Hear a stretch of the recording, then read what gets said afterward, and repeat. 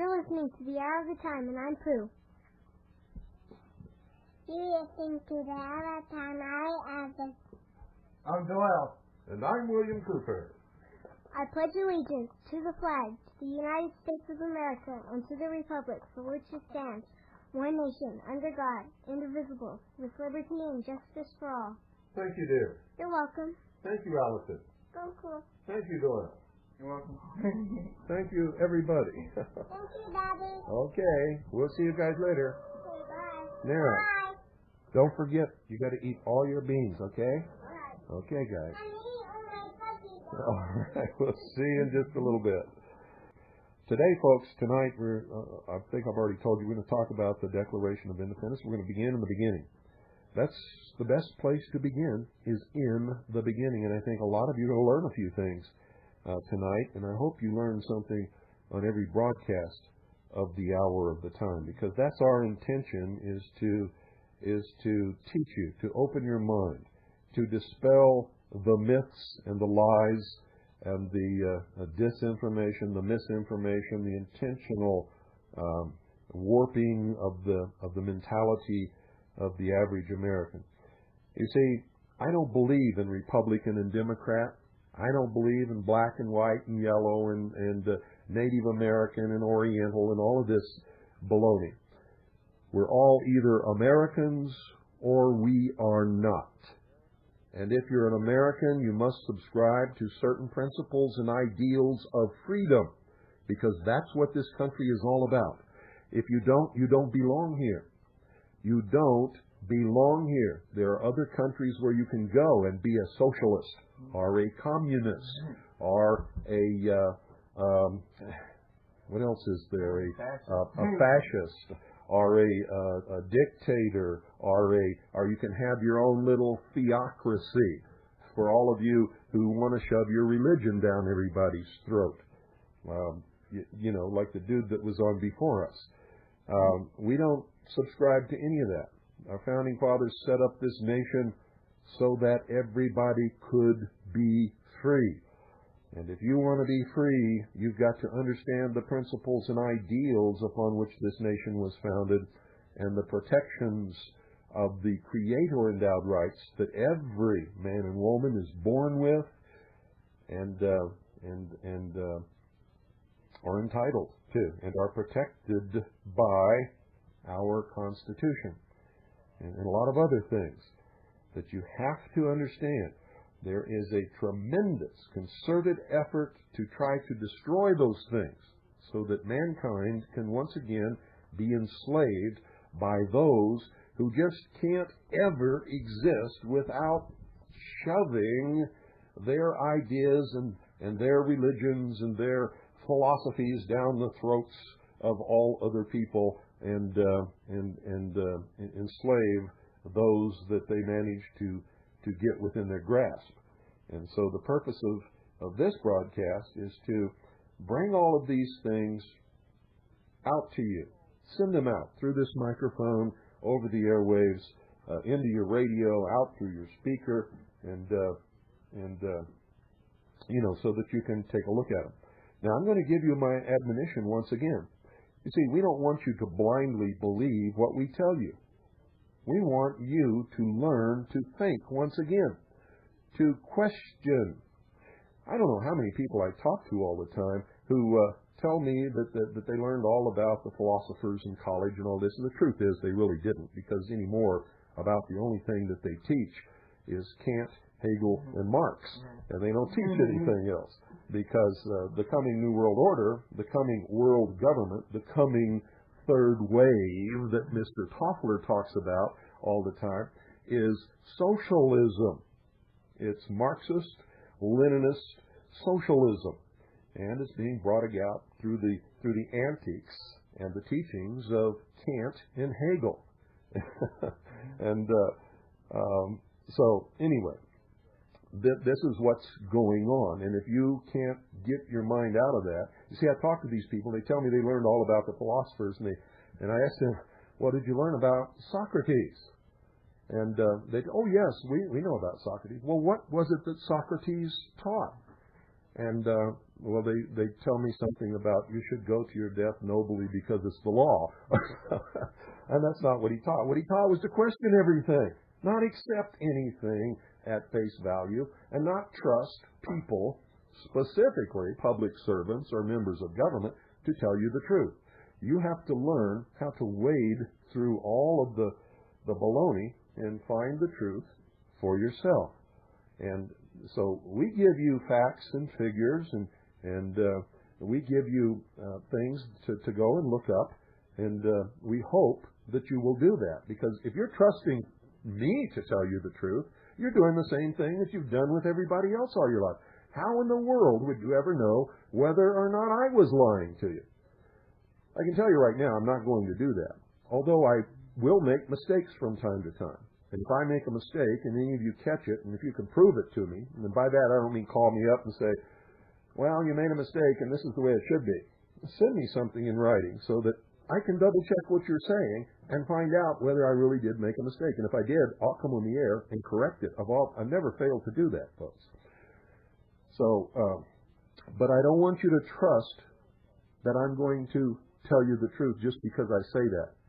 And if I make a mistake and you're trusting that I'm telling you the truth and you take that mistake as the truth, then you've compounded all of these, whatever errors there may be. And that's not good for you, and it certainly isn't good for us. So we want you to take whatever information we give you and go out and research it. Study it. Find out if it's true or not. And if it is, and you've been living according to something else that you thought was the truth, you're going to have to change your life. You're going to have to change the way you live. You're going to have to change the way you think. And that's what this broadcast is all about. It's about setting you free from the prison of your own mind.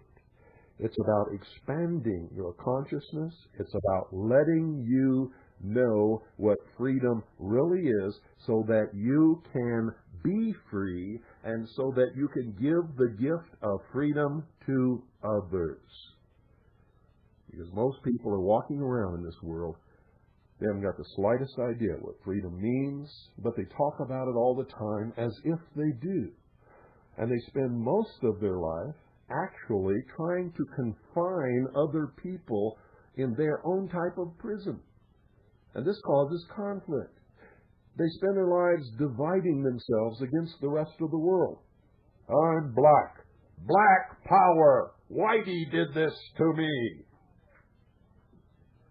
I'm a Native American. And the white man and the capitalistic magnates who wanted our land did this to me. I'm a white man, and now I'm a minority because of affirmative action, and I can't get a job, and everybody hates me because I'm white, and it's not my fault because I never owned a slave. I'm a Democrat. I'm a Republican. I'm an independent. I'm a libertarian. Let me tell you something, folks. If we don't stop that and get back to being Americans, it's going to soon be all over and there won't be any freedom. Because the process of all this division creates polarization.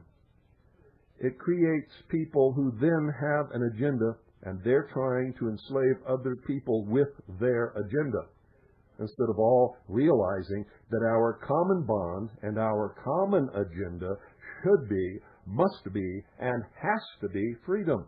Because if it's not, the most glorious, the ultimate achievement of all humankind in the history of this world is going to be destroyed. And that was the creation of this nation by the founding fathers that finally set man free for the first time in the history of the world. It had never happened before. And if we blow it, and if we lose it now, I can tell you right now, with the state of modern technology that can be used by a dictator or a tyrant or communism or fascism, which are all in the same corner of the world and on the same side of the ruler that measures all of these things, freedom will never, ever again be within the grasp of the common man. So, while you're thinking about that, we're going to do this, and then we're going to come back, and we're going to do the Declaration of Independence. So, get ready. I think you are going to learn something. At least I hope you're going to learn something. I really, sincerely, truthfully hope that we all learn something, including me. And every time I do these broadcasts, even though starting over at the beginning, I'm going to learn something tonight too. I'm not sure exactly what it is yet, but I guarantee you it's going to happen because it never fails. Don't go away. I'll be right back after this very short pause. Ladies and gentlemen, in the early days of this nation, we were under the rule of King George of England. Most, and some say all, of those who came to these shores left what they called the old world for the new world in order to escape some type of persecution. Many of them were criminals who faced long prison sentences. Many of them were indebted so badly that they were indentured and had to work off their debt, literally as slaves, to a master on some plantation or in some colony or town, as an apprentice or helper in a blacksmith shop or working in the fields. Some of them were not indentured, were truly slaves. Many of them were escaping from religious persecution of some type. Life in that time, ladies and gentlemen, could be terribly cruel, and the average lifespan of almost anyone was very short. Most people do not realize that the United States of America existed before the Declaration of Independence was written. Most Americans today do not understand that this country was created before the Constitution was ever written, debated, approved, or adopted by the first 13 colonies. And there are many people today who believe that the first number of the colonies were exactly 13. And of course, that isn't true. If you ask anyone schooled in American history the question, who was the first president of the United States, I can guarantee you, ladies and gentlemen, that even school teachers who should know better would respond with the answer of George Washington. And the fascinating fact is, they would all, each and every one of them, be wrong. Wrong. You see, the United States existed as a sovereign nation more than 14 years prior to the effective date of the United States Constitution on March 4th, 1789. March 4th, 1789. Now, for most people, that is a revelation of tremendous magnitude, something that they had never been taught in their whole life. The Continental Congress, you see, first convened on September 5th, 1774. 1774. On July 12th, 1777, Congress began review of the Articles of Confederation, which were drafted by John Dickinson. They were adopted by Congress on November the 15th, 1777, and submitted to the states for ratification. When Maryland ratified the Articles of Confederation on March 1st, 1781, the United States of America had its first instrument of government, a Constitution. John Hanson of Maryland was elected President of the United States in Congress assembled in recognition of his significant role in obtaining its adoption. John Hanson was the first President of the United States, not George Washington. In fact, George Washington sent a letter to John Hanson congratulating him for his appointment to fill the most important seat in the United States. Now, there's a reason why this has been dropped from the history books. There's a reason why school children are not taught these things today. You see, the reason is that the Articles of Confederation are still in effect as law today. The Articles of Confederation were created in perpetuity, which means forever. History has also failed to account for 6 additional presidents of the United States in Congress assembled under the Articles of Confederation, as well as 7 others who were presidents of the Continental Congress. Here are the presidents of the Continental Congress: Peyton Randolph of Virginia, 1774. Henry Middleton, South Carolina, 1774. Peyton Randolph, Virginia, 1775. John Hancock, Massachusetts, 1775 and 1776. Henry Lawrence, South Carolina, 1777. John Jay, New York, 1778. Samuel Huntington, Connecticut, 1779 and 1780. Thomas McKeon, Delaware, 1781. And then the first President of the United States of America, John Hanson of Maryland, 1781. The second President of the United States of America, Elias Boudinot, New Jersey, 1782. Thomas Mifflin, Pennsylvania, 1783, was the third President of the United States of America. The fourth President was Richard Henry Lee, of Virginia, 1784 and 1785, known in history as Light Horse Henry Lee. The fifth President of the United States was Nathaniel Gorham, Massachusetts, 1786. The sixth President of the United States was Arthur St. Clair, Pennsylvania, 1787. And the seventh President of the United States of America was Cyrus Griffin of Virginia, who held his office in 1788. George Washington, ladies and gentlemen, was actually the 8th President of the United States of America.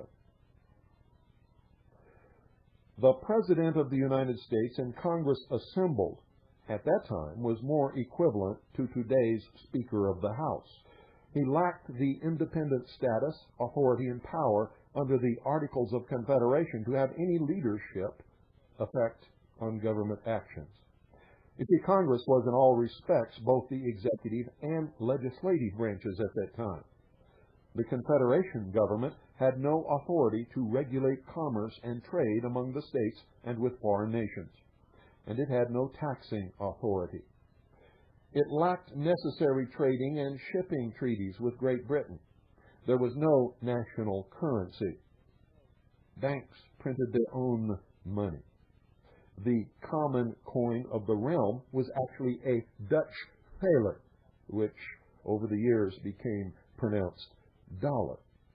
The association of the states could be characterized at best as the disunited States of America. States printed their own paper money that was not backed by gold or silver. It was not interchangeable and often became worthless. All but 2 of the 13 colonies had their own navy. The national government was insolvent and couldn't even pay the interest on the debts of the American Revolution to domestic and foreign lenders. These issues, coupled with adverse British regulations on American trade and shipping, eventually led to the Great Depression of 1785. The nation was in a disastrous financial condition. Most of Europe fully expected the United States to completely disintegrate. On September 11, 1786, 12 commissioners from 5 states, now listen to me carefully, 12 commissioners from 5 states met for 4 days at the Annapolis Convention held in the Maryland State House. The stated purpose was to discuss reform of the vexatious restrictions placed upon interstate commerce by the various states. Now, nothing was ever resolved on this issue from that meeting. James Madison, however, persuaded the states in attendance, with the assistance of Alexander Hamilton, that the political evils of the day were directly attributable to commercial deficiencies within the Articles of Confederation. The delegates joined in a resolution calling for a constitutional convention to be held in Philadelphia in May of 1787 to, quote, take into consideration the trade and commerce of the United States, end quote. Congress on February the 21st, 1787, issued a resolution stating, quote, that in the opinion of Congress it is expedient that on the second Monday in May next a convention of delegates who shall have been appointed by the several states be held in Philadelphia, and listen closely to this, folks, for the sole and express purpose of revising the Articles of Confederation and reporting to Congress and the several legislatures such alterations and provisions therein as shall, when agreed to in Congress and confirmed by the states, render the federal Constitution adequate to the exigencies of government and the preservation of the Union. That's why they don't want you to know anything about what went before. Because you see, the Articles of Confederation were never abolished. They were just added onto by something called the Constitution for the United States of America. All of this began, ladies and gentlemen, in Congress assembled, the Congress of the United States of America on July 4th, 1776, with the unanimous declaration of the 13 United States of America. When, in the course of human events, it becomes necessary for one people to dissolve the political bands which have connected them with another, and to assume among the powers of the earth the separate and equal station to which the laws of nature and of nature's God entitle them, a decent respect to the opinions of mankind requires that they should declare the causes which impel them to the separation. We hold these truths to be self-evident, that all men are created equal, that they are endowed by their Creator with certain unalienable rights, that among these are life, liberty, and the pursuit of happiness, that to secure these rights, governments are instituted among men, deriving their just powers from the consent of the governed, that whenever any form of government becomes destructive of these ends, it is the right of the people to alter or to abolish it, and to institute new government, laying its foundation on such principles and organizing its powers in such form as to them shall seem most likely to effect their safety and happiness. Prudence, indeed, will dictate that governments long established should not be changed for light and transient causes, and accordingly all experience hath shown that mankind are more disposed to suffer while evils are sufferable than to right themselves by abolishing the forms to which they are accustomed. But when a long train of abuses and usurpations, pursuing invariably the same object, evinces a design to reduce them under absolute despotism, it is their right, it is their duty to throw off such government and to provide new guards for their future security. Such has been the patient sufferance of these colonies, and such is now the necessity which constrains them to alter their former systems of government. The history of the present King of Great Britain is a history of repeated injuries and usurpations, all having in direct object the establishment of an absolute tyranny over these states.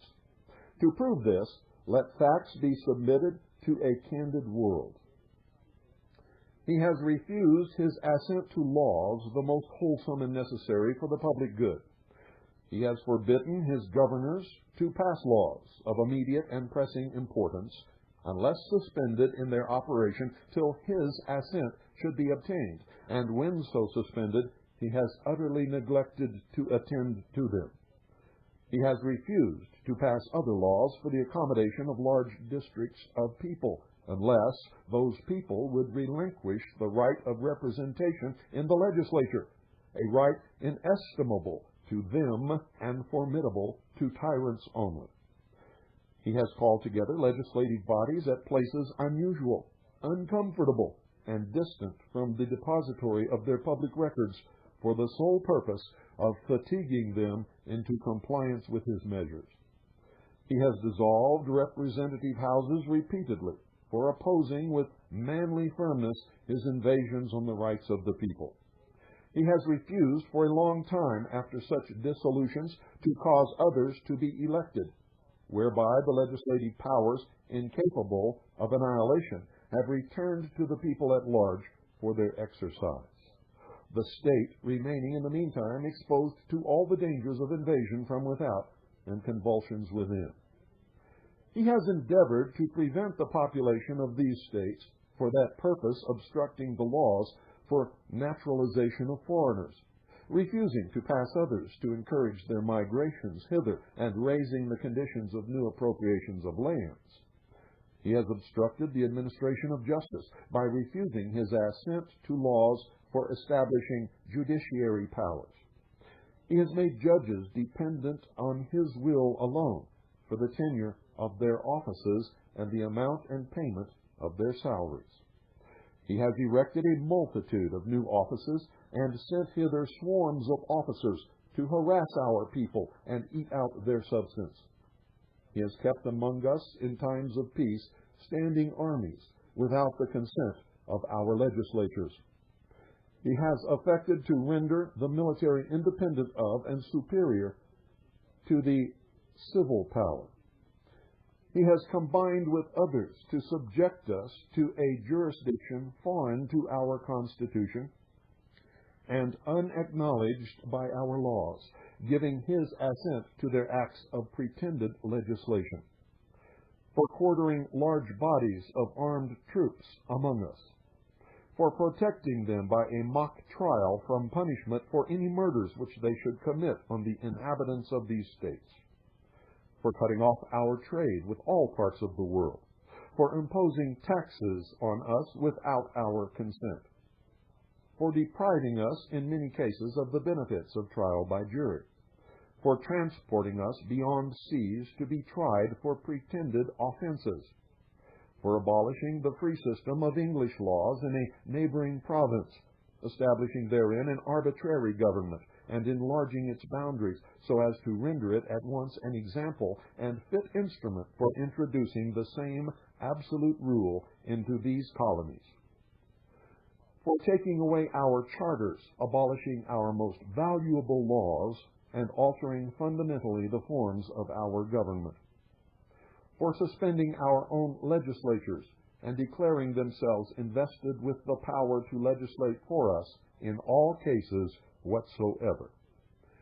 He has abdicated government here by declaring us out of his protection and waging war against us.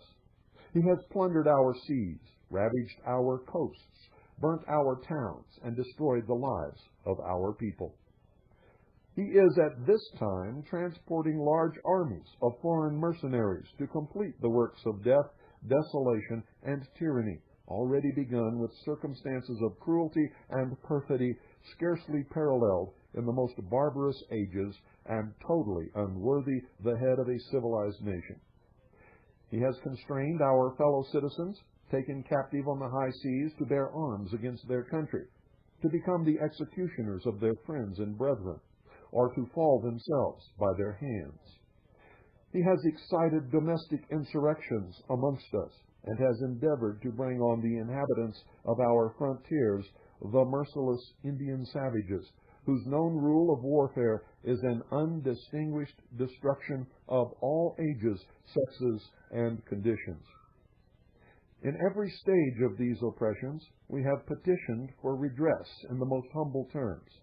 Our repeated petitions have been answered only by repeated injury. A prince whose character is thus marked by every act which may define a tyrant is unfit to be the ruler of a free people. Nor have we been wanting in attentions to our British brethren. We have warned them from time to time of attempts by their legislature to extend an unwarrantable jurisdiction over us. We have reminded them of the circumstances of our immigration and settlement here. We have appealed to their native justice and magnanimity, and we have conjured them by the ties of our common kindred to disavow these usurpations which would inevitably interrupt our connections and correspondence. They too have been deaf to the voice of justice and to consanguinity. We must therefore acquiesce in the necessity which denounces our separation, and hold them as we hold the rest of mankind, enemies in war, in peace friends.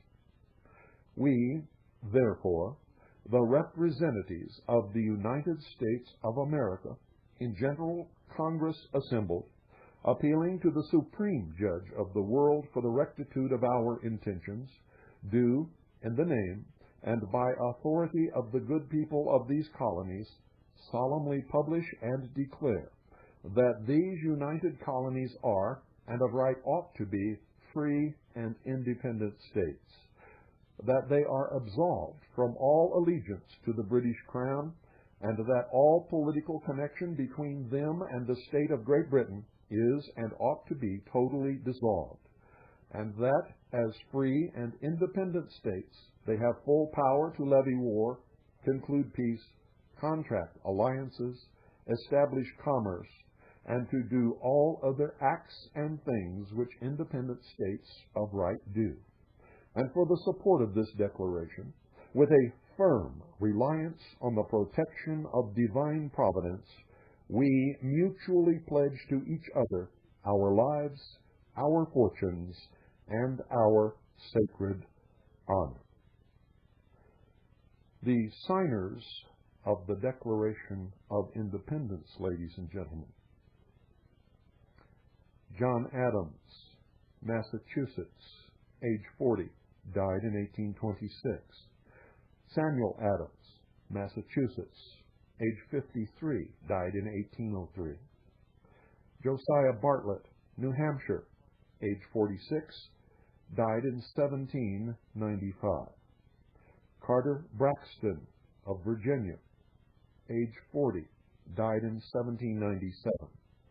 Charles Carroll of Maryland, age 38, died in 1832. Samuel Chase of Maryland, age 35, died in 1811. Abraham Clark of New Jersey, age 50, died in 1784. George Clymer of Pennsylvania, age 37, died in 1813.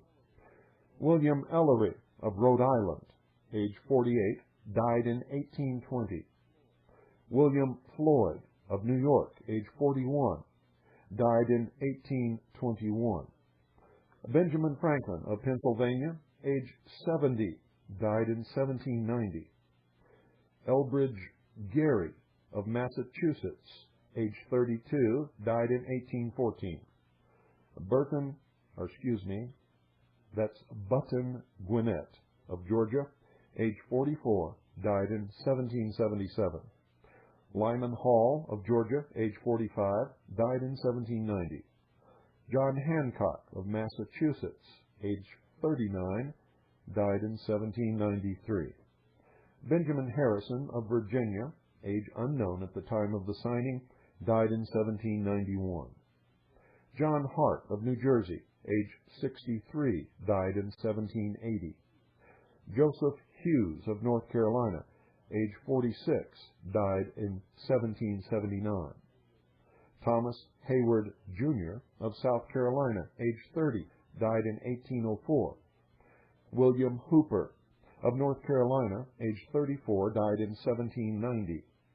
Stephen Hopkins of Rhode Island, age 71, died in 1785.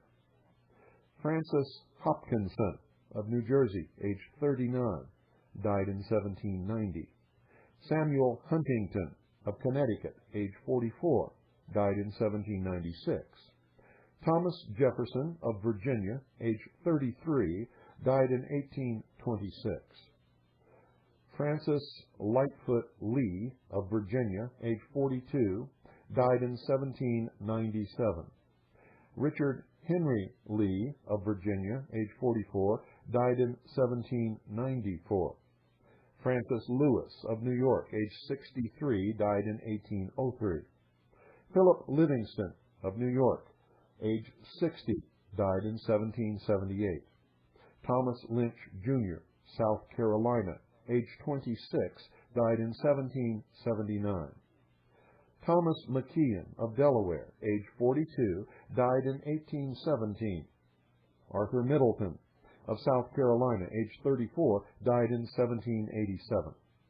Lewis Morris of New York, age 50, died in 1798. Robert Morris of Pennsylvania, age 43, died in 1806. John Morton of Pennsylvania, age 52, died in 1777. Thomas Nelson, Jr. of Virginia, age 37, died in 1789. William Paca of Maryland, age 40, died in 1799. Robert Treat Paine of Massachusetts, age 45, died in 1804. John Penn of North Carolina, age 25, died in 1809. George Reed of Delaware, age 42, died in 1798. Caesar Rodney of Delaware, age 46, died in 1783. George Ross of Pennsylvania, age 46, died in 1779. Benjamin Rush of Pennsylvania, age 31, died in 1813. Edward Rutledge of South Carolina, age 26, died in 1800. Roger Sherman of Connecticut, age 55, died in 1783. James Smith of Pennsylvania, age unknown at the time of the signing, died in 1806. Richard Stockton of New Jersey, age 46, died in 1781. Thomas Stone of Maryland, age 34, died in 1787. George Taylor of Pennsylvania, age 60, died in 1781. Matthew Thornton of New Hampshire, age 62, died in 1803. George Walton of Georgia, age 36, died in 1804. William Whipple of New Hampshire, age 46, died in 1785. William Williams of Connecticut, age 45, died in 1811. James Wilson of Pennsylvania, age 34, died in 1798. John Witherspoon of New Jersey, age 54, died in 1794. Oliver Walcott of Connecticut, age 50, died in 1797. George Wythe of Virginia, age 50, died in 1806.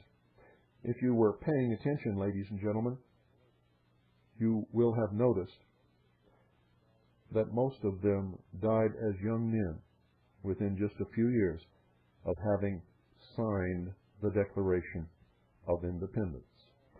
And you're going to hear all about that right after the top of the hour.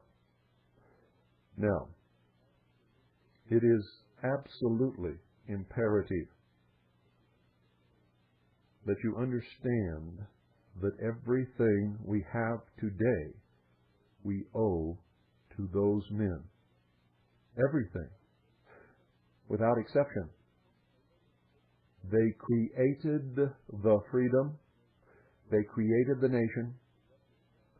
They recognized that all men are created equal, endowed with certain unalienable rights. By their Creator. Everything they did was based upon those basic principles. And every bit of law that they wrote and passed into being was created to protect the rights of the individual. And that resulted in a people living truly, completely, and entirely free, responsible for their own actions, under law, kings and queens in their own right, for the first time in the history of the entire world.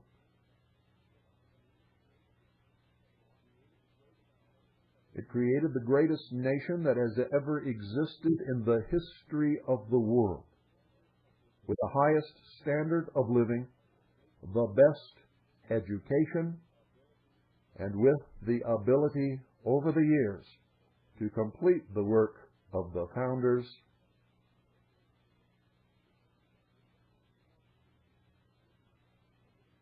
in many, many other areas and by many other methods, including, ladies and gentlemen, doing away with slavery upon this continent, including eventually granting the right to vote to all people,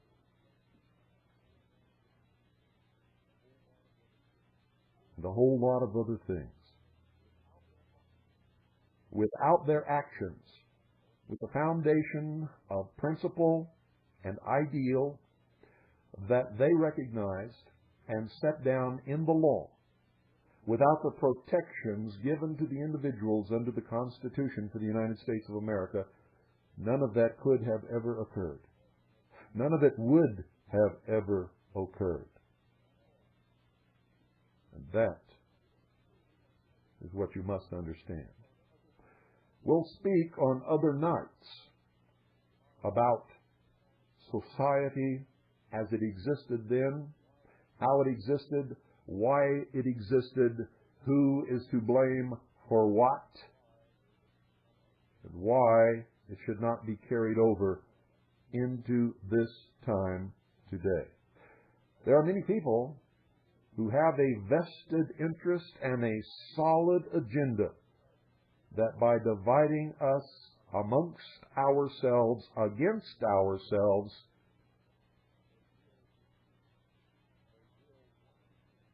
they will once again enslave us all. That's always the end result. United we stand, divided we fall. The only agenda that belongs to Americans, I don't care which Americans you are, is the agenda of freedom. That is the only way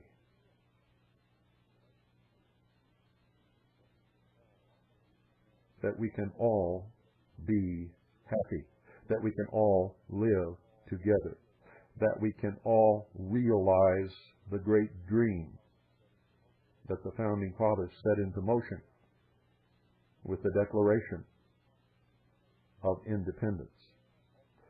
It is the ultimate achievement of all humankind that we recognize this. I am amazed when I see people who came from a history of persecution setting out to persecute others.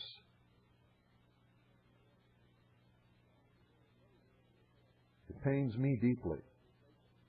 And I know where it will take us, and I know exactly how it will end. And that must be avoided at all costs, under any and all circumstances, it must be recognized by all Americans for exactly what it is, a manipulation to lead us down the wrong path, right back into the chains from which we have been breaking off our ankles for hundreds and yes, even thousands of years.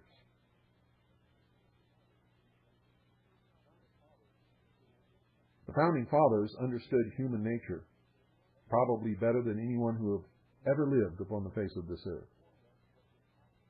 They warned us what would happen if we did not remain eternally vigilant. They warned us what would happen if we sought security from the government.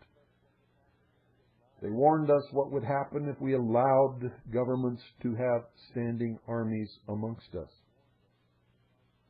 They warned us what would happen if we were not responsible for our own lives.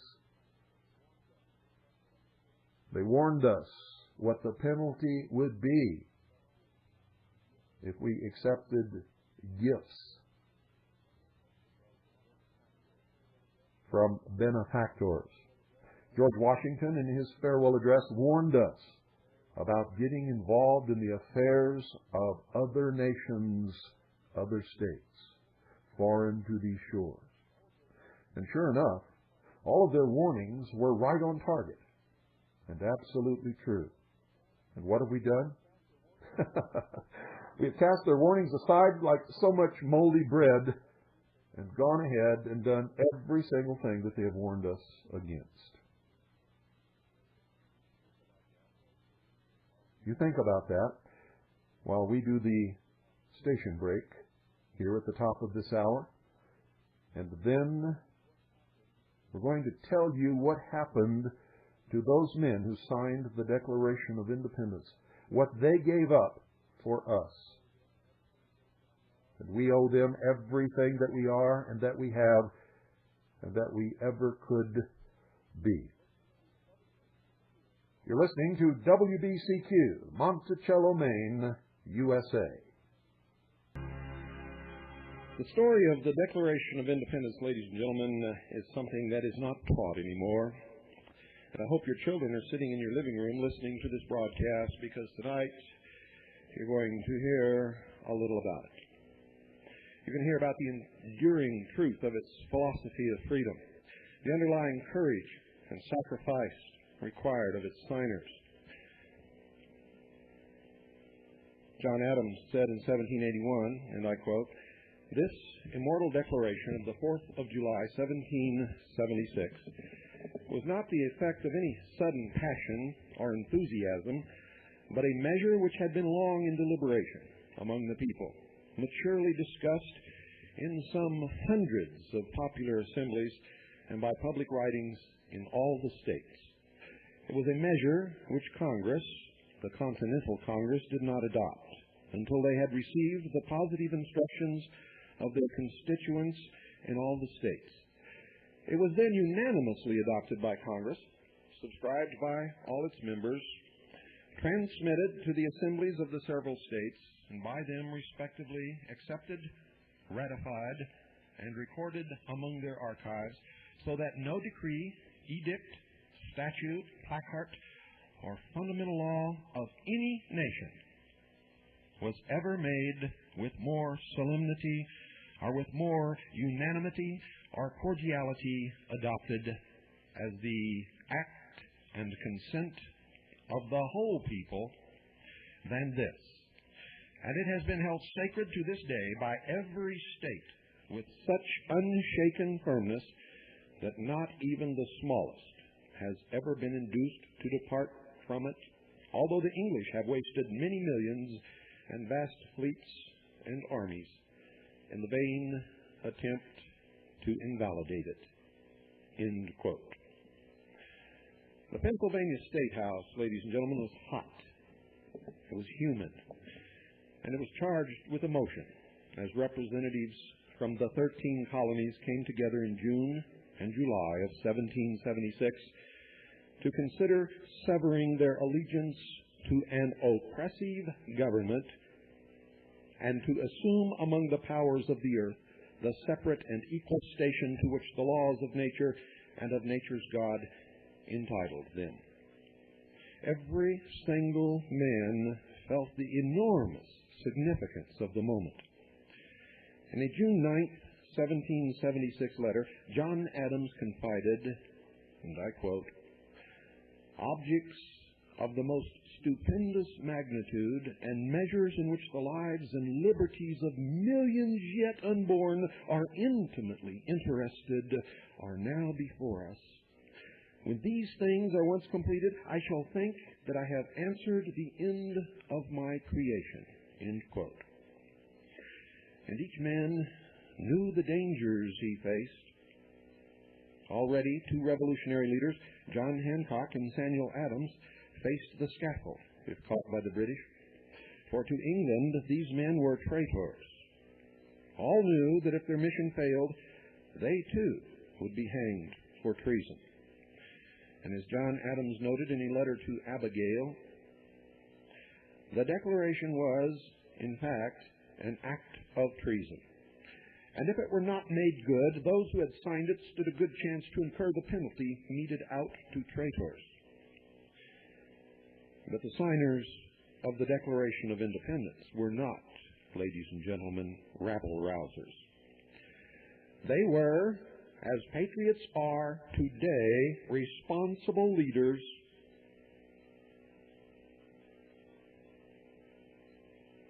and these men were from the 13 colonies, men of vision, men of high standing in their communities. 25 were lawyers or jurists. 11 were merchants. 9 were farmers or large plantation owners, and there were also doctors and educators.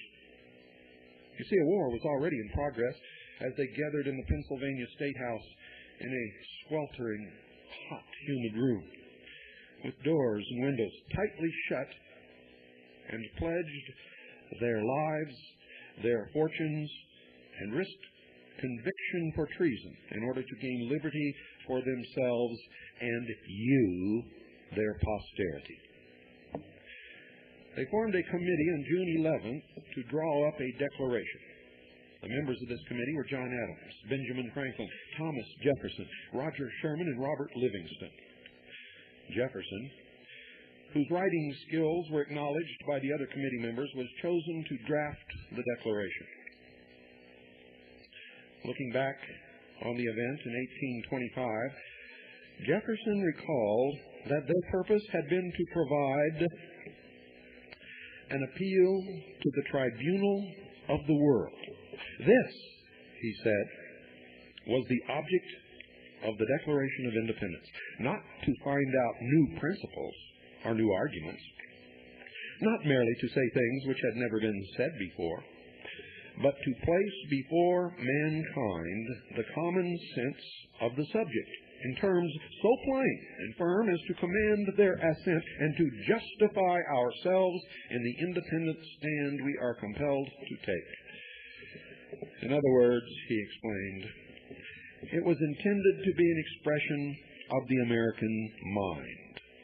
All its authority rests then on the harmonizing sentiments of the day, expressed in conversation, in letters, printed essays, and in the books of public right, such as Aristotle, Cicero, Locke, Sidney, et al. And now, on July 3rd, the Declaration was almost ready. Jefferson, you see, had completed a second draft, and only a few minor alterations were needed. Decisions on the final wording was near. One delegate, only one, Caesar Rodney, who had gone back to Delaware on an important errand, was summoned for the vote. Suffering from an advanced case of facial cancer, he nevertheless rode horseback all night long in the rain, arriving late in the morning for this crucial decision, which no one would vote upon in his absence. There was much heated debate, because not everyone was convinced that the time had come for a formal severance of all ties with the mother country. John Dickinson spoke eloquently and persuasively of the need for restraint, warning of the calamities that might follow should they fail.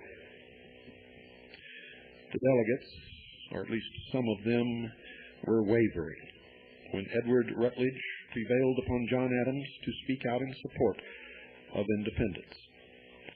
This was a crucial moment. Adams rose to the occasion. He made an impassioned appeal to reason that restored the resolve of the representatives to risk everything, all that they possessed in support of independence. Making no false claims, Adams spoke with candor and told the member, "If you imagine that I expect this declaration will ward off calamities, you, sirs, are mistaken. A bloody conflict we are destined to endure." The mission, dear listeners, was accomplished. And what was to become the greatest nation in the history of the world came into being.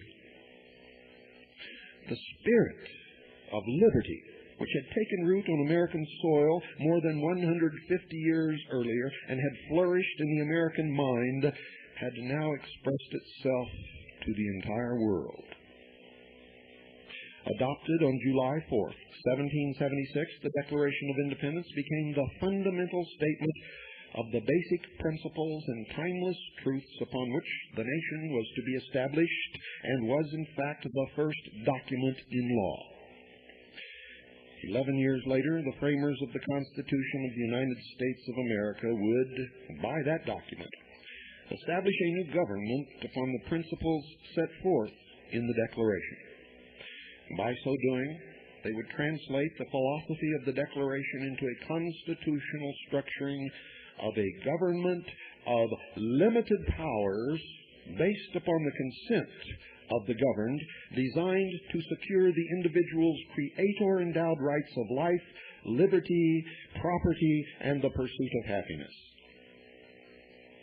When the Declaration was signed, William Ellery of Rhode Island stood where he could watch each man affix his signature.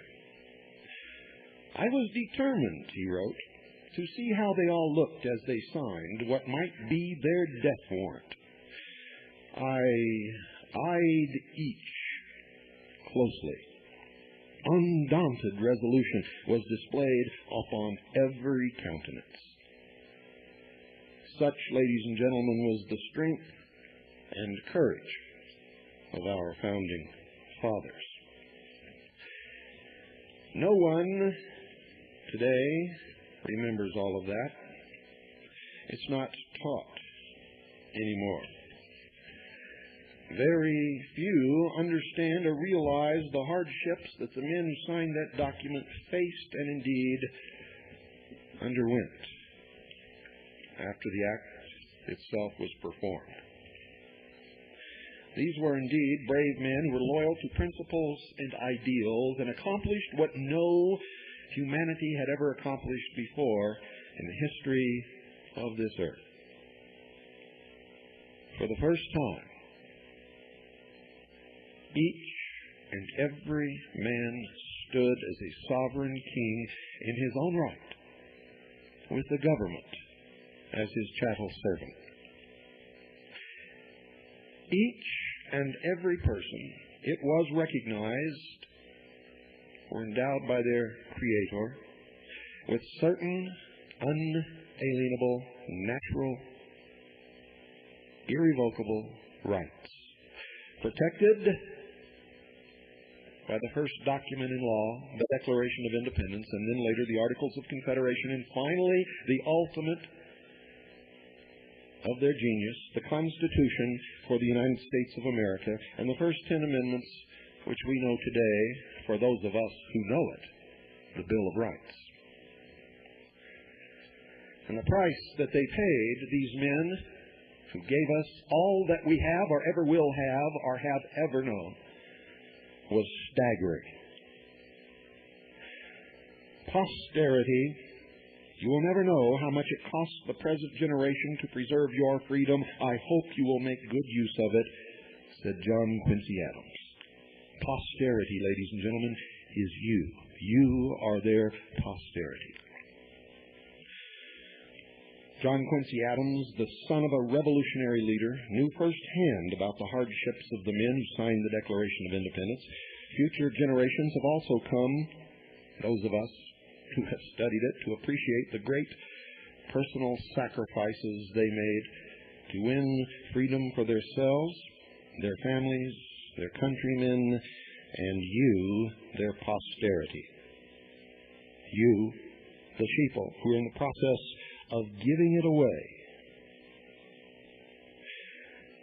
It is little wonder, therefore, that Americans have traditionally revered the extraordinary men who gave us not only independence, but also the greatest system of government ever known to man. Ever. To the American people, at least until the present day, they were known affectionately as the Founding Fathers. Today they would be called right-wing, religious fundamentalists, militia member terrorists, by those who enjoy the freedom, the fruits, the benefits, the results of all that they suffered. And I'm going to tell you now the accounts of their suffering, each of them. Listen carefully, for they gave up all, everything, so that you can whine and complain and stick out your hand like little children to the government to protect you, while you scream about patriots and militiamen who are out to get you, whose only interest is in the preservation of what our Founding Fathers created and gave to us. For these men and women of the modern day, who follow in the footsteps of those who created this great nation, understand that to give it up is to give up the ultimate achievement of all humankind and revert back to the position of slavery.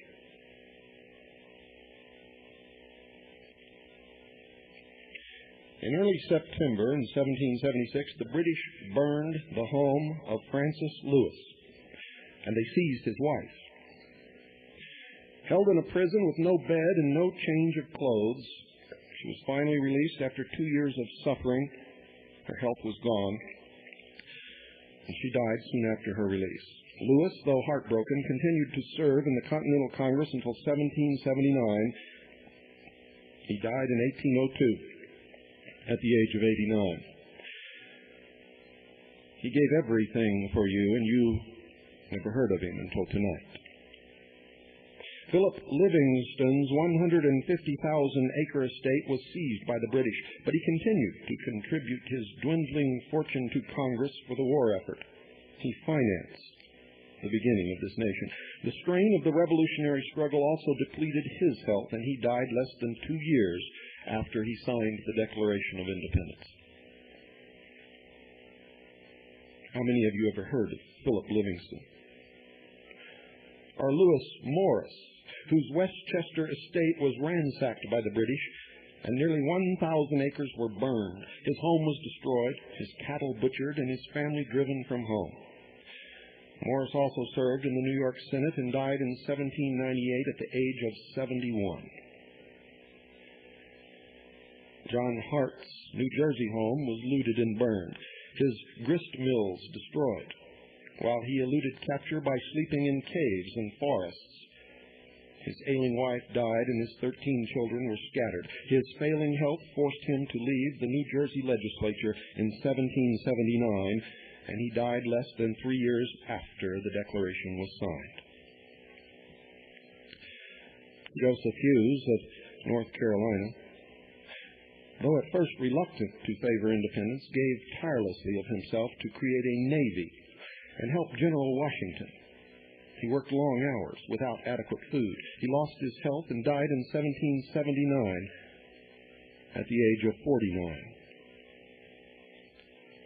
Richard Stockton rushed home to Princeton, New Jersey in 1776 to rescue his family from approaching British troops.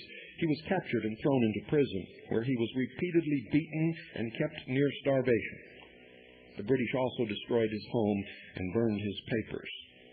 And as a result of his mistreatment, he became an invalid and died in 1781. William Floyd's estate in New York was overrun and ruined by the British. Although he could not return to his home during the 7 years of the war, he gallantly served his country in the New York Senate and as a representative from New York in the First Congress. And then he died in 1821.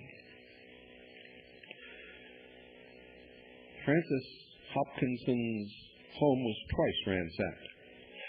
But his enthusiasm for the war effort never wavered, and he remained in Congress throughout the Revolution. His artistic sketch of the Stars and Stripes led to our official United States flag. But the years, ladies and gentlemen, had taken their toll, and he died suddenly in 1791 at the age of 53. Abraham Clark also served in Congress throughout the war. He had 2 sons in the Continental Army. That's a fancy name for militia, both of whom received harsh treatment from the British after they were captured. Clark continued to serve his country in many ways, and he was elected a delegate to the Federal Convention of 1787 that produced our Constitution. He died at 68. Caesar Rodney, the one upon whom they waited while he rode through the night, became a major general in the Delaware militia. Militia. And if you're a puke-faced communist, liberal, thug, Marxist scumbag, I hope that word makes you sick. Militia.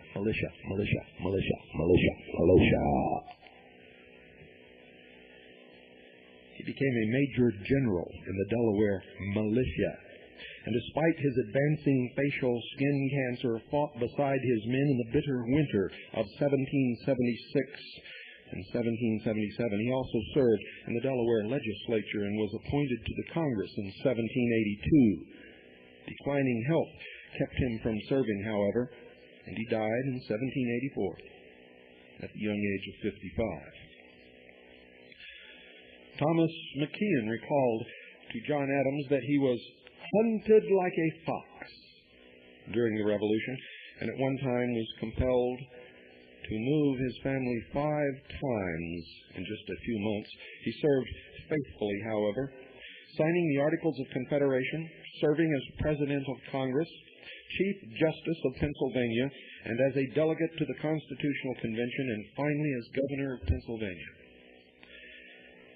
George Clymer's home in Chester was taken over by the British. Although he lost more than 100 of his ships during the Revolution, he dedicated himself to raising money for the war effort, working closely with his friend, Robert Morris.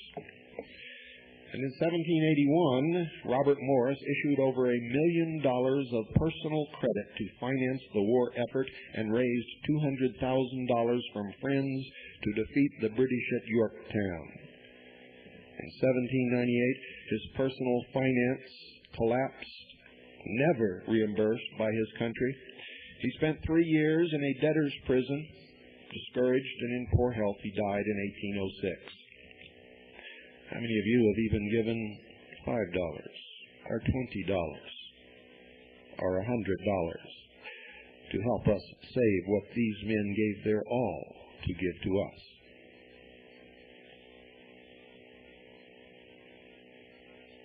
John Morton was criticized bitterly by many of his Pennsylvania neighbors for breaking the tie vote of the Pennsylvania delegation in favor of independence.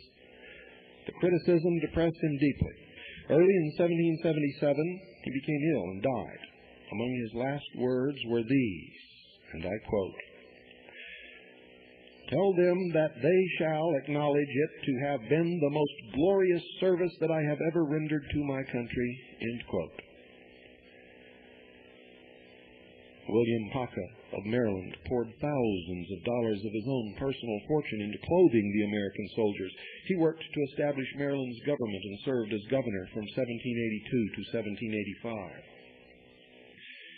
William Ellery's Newport home was burned during the invasion of Rhode Island. He nevertheless continued to serve his country. William Williams sacrificed his fortune for the cause, financing a number of enterprises, including the Ticonderoga offensive. Carter Braxton saw virtually every merchant ship he owned sunk or captured by the British, and although he lost his wealth and was forced to sell his land, he continued to serve in the Virginia legislature. Lyman Hall's rice plantation was destroyed by the British, but his family escaped to the north. George Walton was wounded and captured. After release, he served as Governor and Chief Justice of Georgia and as a United States Senator. Thomas Hayward, Jr. served in the Army and was taken prisoner. The British raided his plantation while he was in prison and burned his buildings. His wife became ill and died before he was released. Arthur Middleton was captured and imprisoned after the British ravaged his plantation. Later, he served in the Congress, and in 1788 he contracted a fever and died at the age of 44.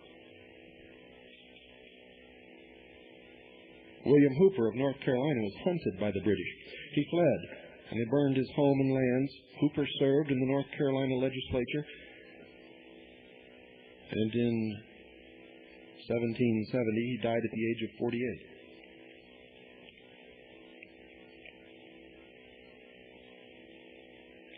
That should be 1790. The numbers are reversed here. In 1790, he died at the age of 48.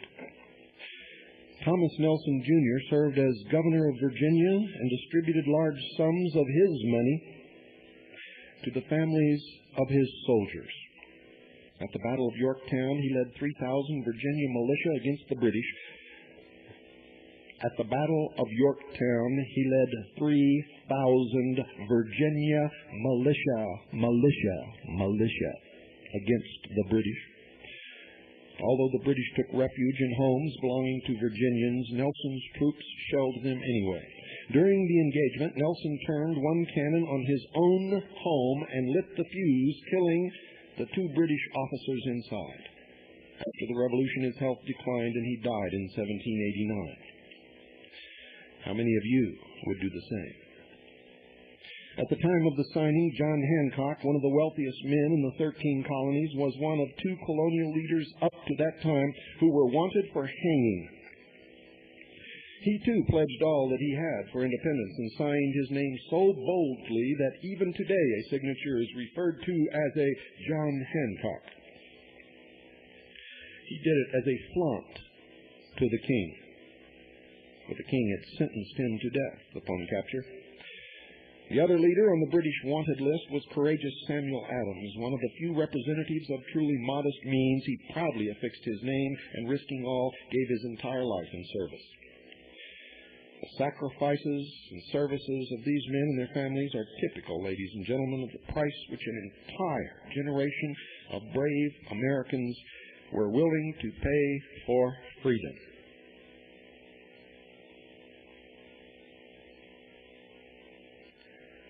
Payne, Thornton, Whipple, and Bartlett gave their lives.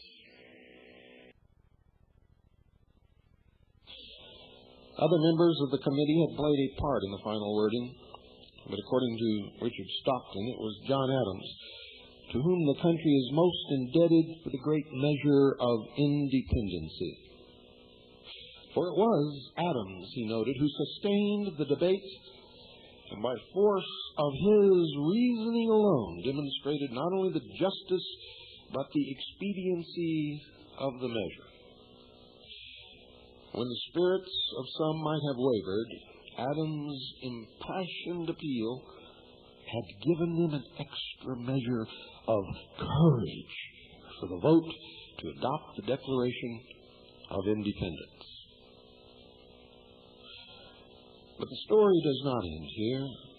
Both Jefferson, the author of the Declaration, and Adams, its leading advocate, were unable to attend the 1787 Constitutional Convention because they were representing America abroad. Both, however, served as President of the United States. Both headed up the first political parties in the new republic. Jefferson becoming the leader of the Republicans. Did you hear that? Jefferson becoming the leader of the Republicans, and Adams assuming command of the Federalists. All of this Democratic parroting of the word Jeffersonian Democrat or the Jeffersonian Democratic Party is a lie, like almost everything else that they parrot, for they are chronic liars. Jefferson was the leader of the Republican Party. Adams was the leader of the Federalists. In retirement, although these two men had not shared the same beliefs on some issues, they maintained a deep and abiding friendship through voluminous correspondence, which you should all obtain and read if you care one iota about your future. On the 50th anniversary of American independence, July 4th, 1826, John Adams died. His final words were, and I quote, "Thomas Jefferson remains," end quote. You see, he was not aware that before noon on that very same day, Thomas Jefferson, too, had passed away. Exactly 50 years after that glorious day, when by their very courageous actions, the miracle that we know as America had begun.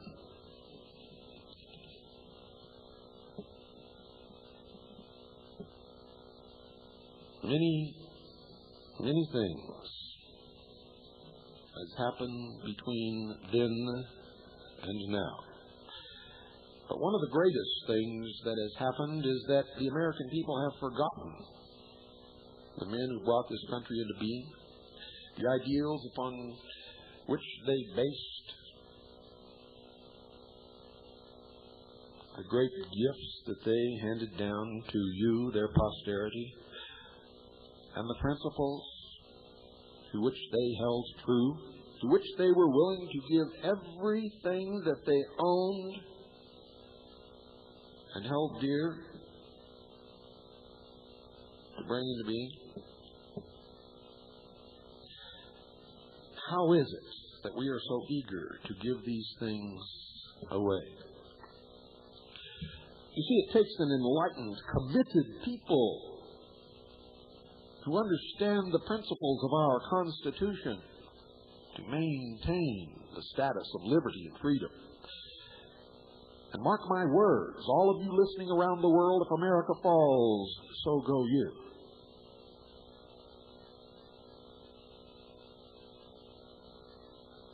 The most effective means of preserving liberty is to understand it. You see, although all men are born free, slavery has been the general lot of the human race. Ignorant, they have been cheated. Asleep, they have been surprised. Divided, the yoke has been forced upon them. But what is the lesson? The people ought to be enlightened, to be awakened, to be united, that after establishing a government, they should watch over it. It is universally admitted that a well-instructed people alone can be permanently free. James Madison said that. He didn't know anything about today, but he understood very well human nature. Thomas Jefferson said, "We must not let our rulers load us with perpetual debt. We must make our election between economy and liberty our profusion and servitude."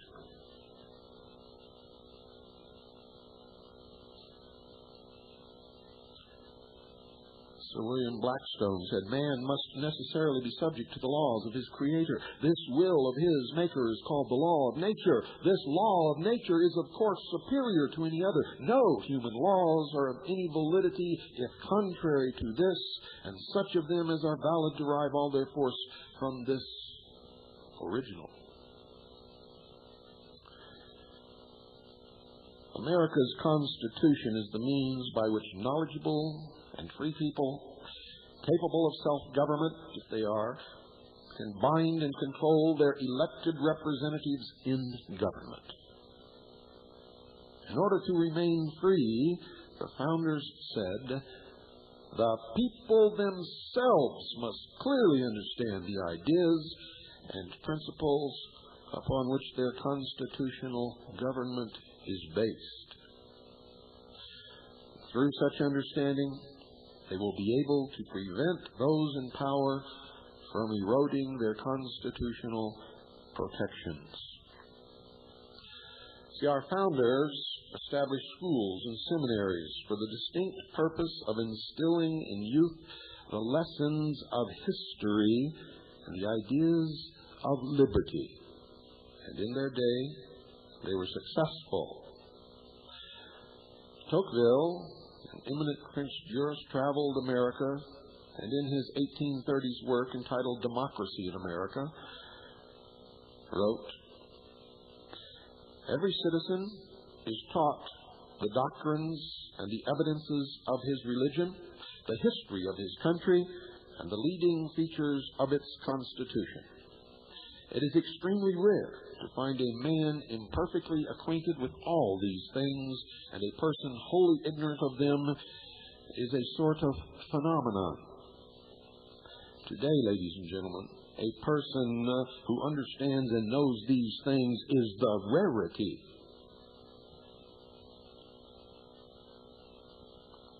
While he was on the frontier, he noted that no sort of comparison can be drawn between the pioneer and the dwelling that shelters him. He wears the dress and speaks the language of the cities.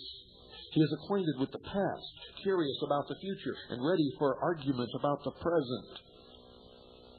I do not think that so much intellectual activity exists in the most enlightened and populous districts of France. And he continued. He said, it cannot be doubted that in the United States the instruction of the people powerfully contributes to the support of the democratic republic, and such must always be the case, where the instruction which enlightens the understanding is not separated from the moral education. We cannot say that today.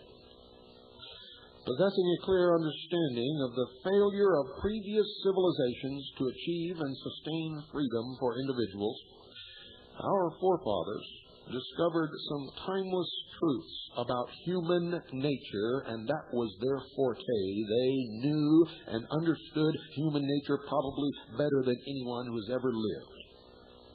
The struggle for individual liberty, the human tendency toward abuse of power, and the means for curbing that tendency through constitutional self-government. Jefferson's bill for the more general diffusion of knowledge for Virginia declared, and I quote, experience hath shewn that even under the best forms of government, those entrusted with power have in time, and by slow operations, perverted it into tyranny. And it is believed that the most effectual means of preventing this would be to illuminate the minds of the people, to give them knowledge of those facts which history exhibiteth. History, by apprising them of the past, will enable them to judge of the future. It will qualify them as judges of the actions and designs of men.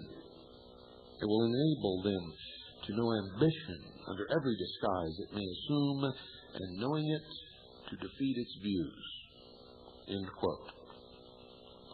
See, education was not perceived by the founders to be a mere process for teaching basic skills. It was much, much more. Education included the very process by which the people of America would understand and be able to preserve their liberty and secure their Creator-endowed rights, and this is not taught anymore.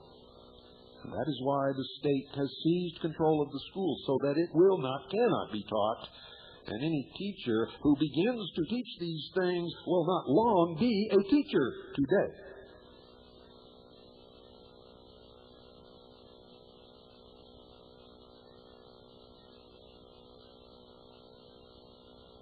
Understanding the nature and origin of their rights and the means of preserving them, the people would be capable of self-government, for they would recognize any threats to liberty and nip the shoots of arbitrary power in the bud, said John Adams.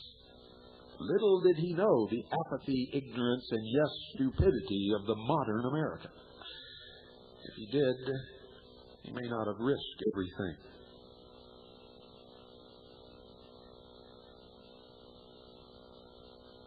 The basic idea of America's Constitution was a small federal government, strong local and state governments, and a well-armed people to make sure that it stayed that way.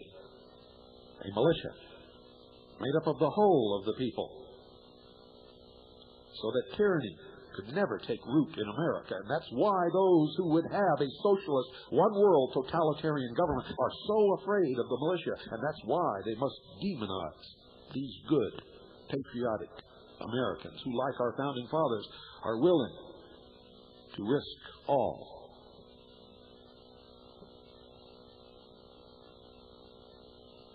Including the ridicule of those who haven't the slightest idea of what it's all about.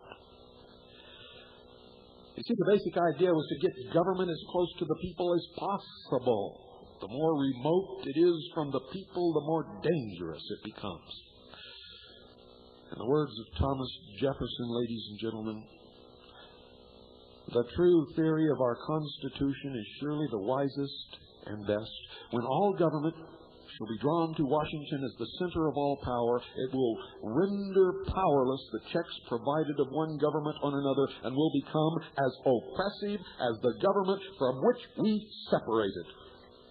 What has destroyed the liberty and the rights of man in every government which has ever existed under the sun, the generalizing and concentrating all cares and powers into one body.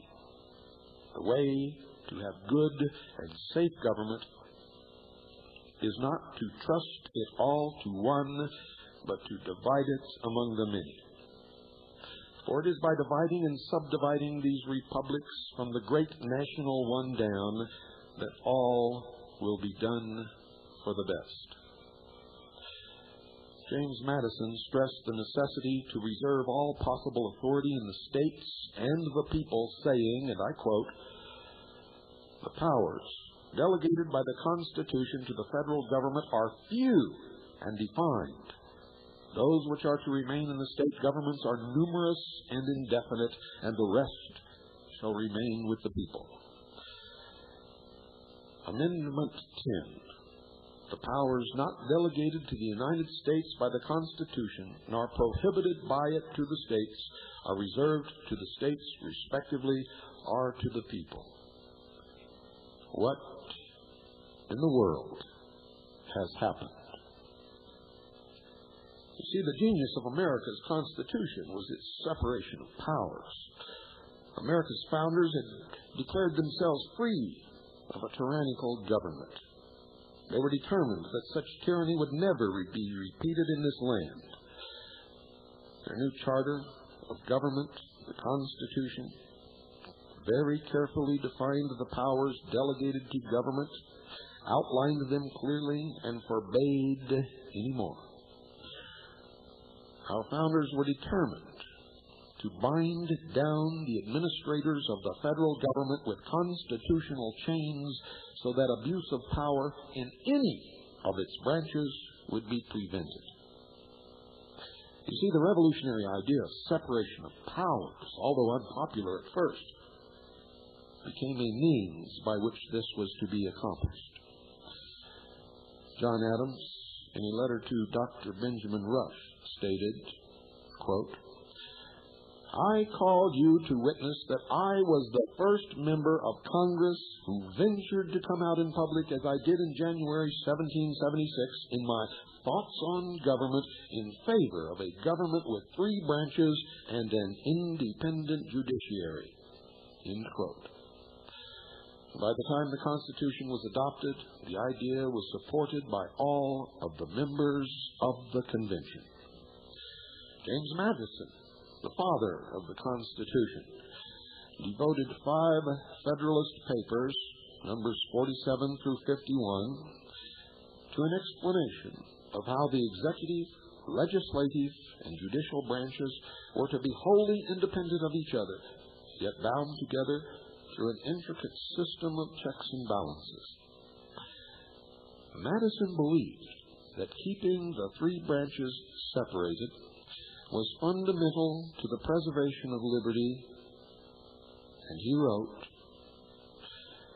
the accumulation of all powers, legislative, executive, and judiciary, in the same hands, whether of one, a few, or many, may justly be pronounced the very definition of tyranny. George Washington, in his farewell address, reminded Americans of the need to preserve the Founders' system. He spoke of the love of power and proneness to abuse it which predominates in the human heart, and warned of the necessity of reciprocal checks of political power by dividing and distributing it into different depositories and constituting each the guardian against invasions by the others. Of such checks and balances, through the separation of powers, be concluded, to preserve them must be as necessary as to institute them. Through a system of subversion of the Constitution for the United States of America, beginning as early as the Civil War, taking its main form in 1913 with what we call the Federal Reserve Act, and then the total subversion by granting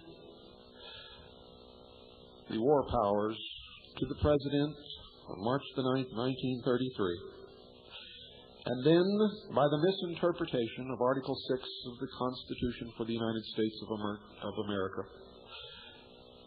And this misinterpretation states that by signing and ratifying a treaty, it supersedes the supreme law of the land, which is the Constitution.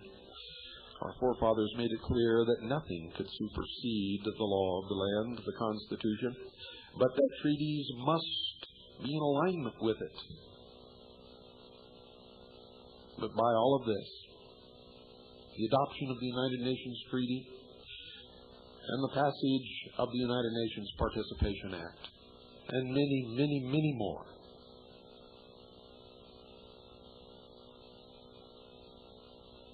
the balance of power has been rendered asunder. All of the powers of the government are in one hand, and William Clinton, that is how dare I say that we live in tyranny in the freest country in the world. For while the rest of the world is bound by 3 chains, it makes no difference whether we are bound by 1 or 2. We are still the freest country in the world, and we are still living under tyranny, and we are just a stone's throw from the 3rd chain. That is how dare I, and I will continue to dare. And if need be, I will give my life for my country. I understand the difference now. I understand full well that I was a fool, thinking that I was serving my country when I was sent to Vietnam to further the interest of tyranny, and that now I am called a terrorist for standing up on the soil that my fathers and my forefathers and our founding fathers fought and died to protect. As a patriot,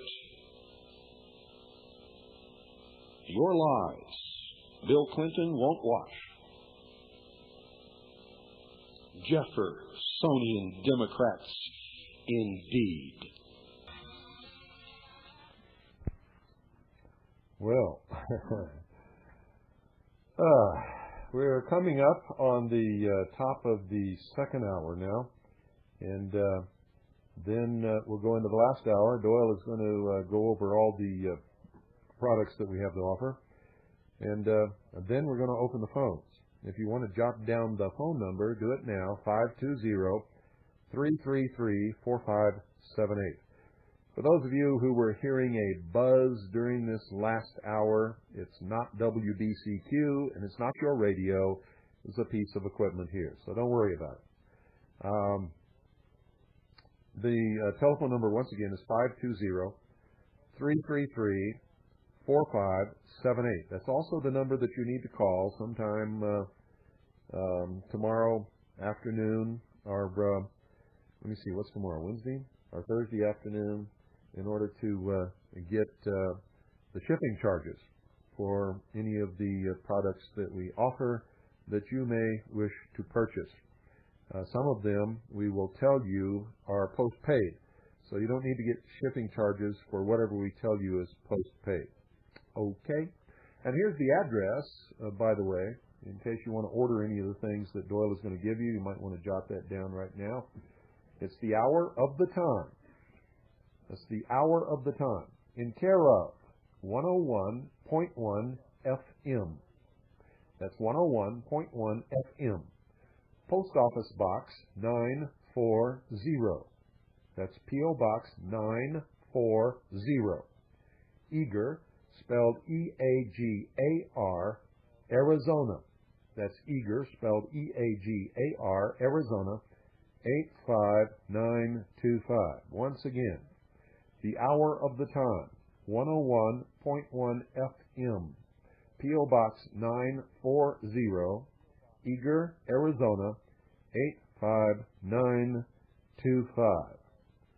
Well, folks, I'm going to take a break. So, here's Doyle.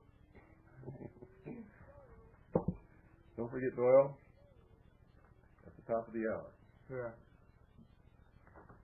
All righty.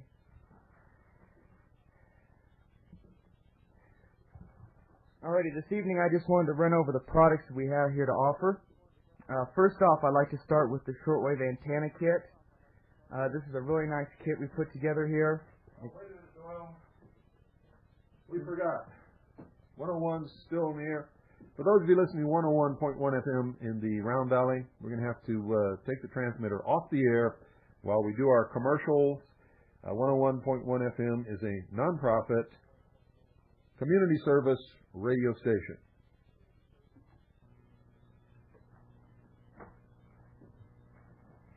Go ahead.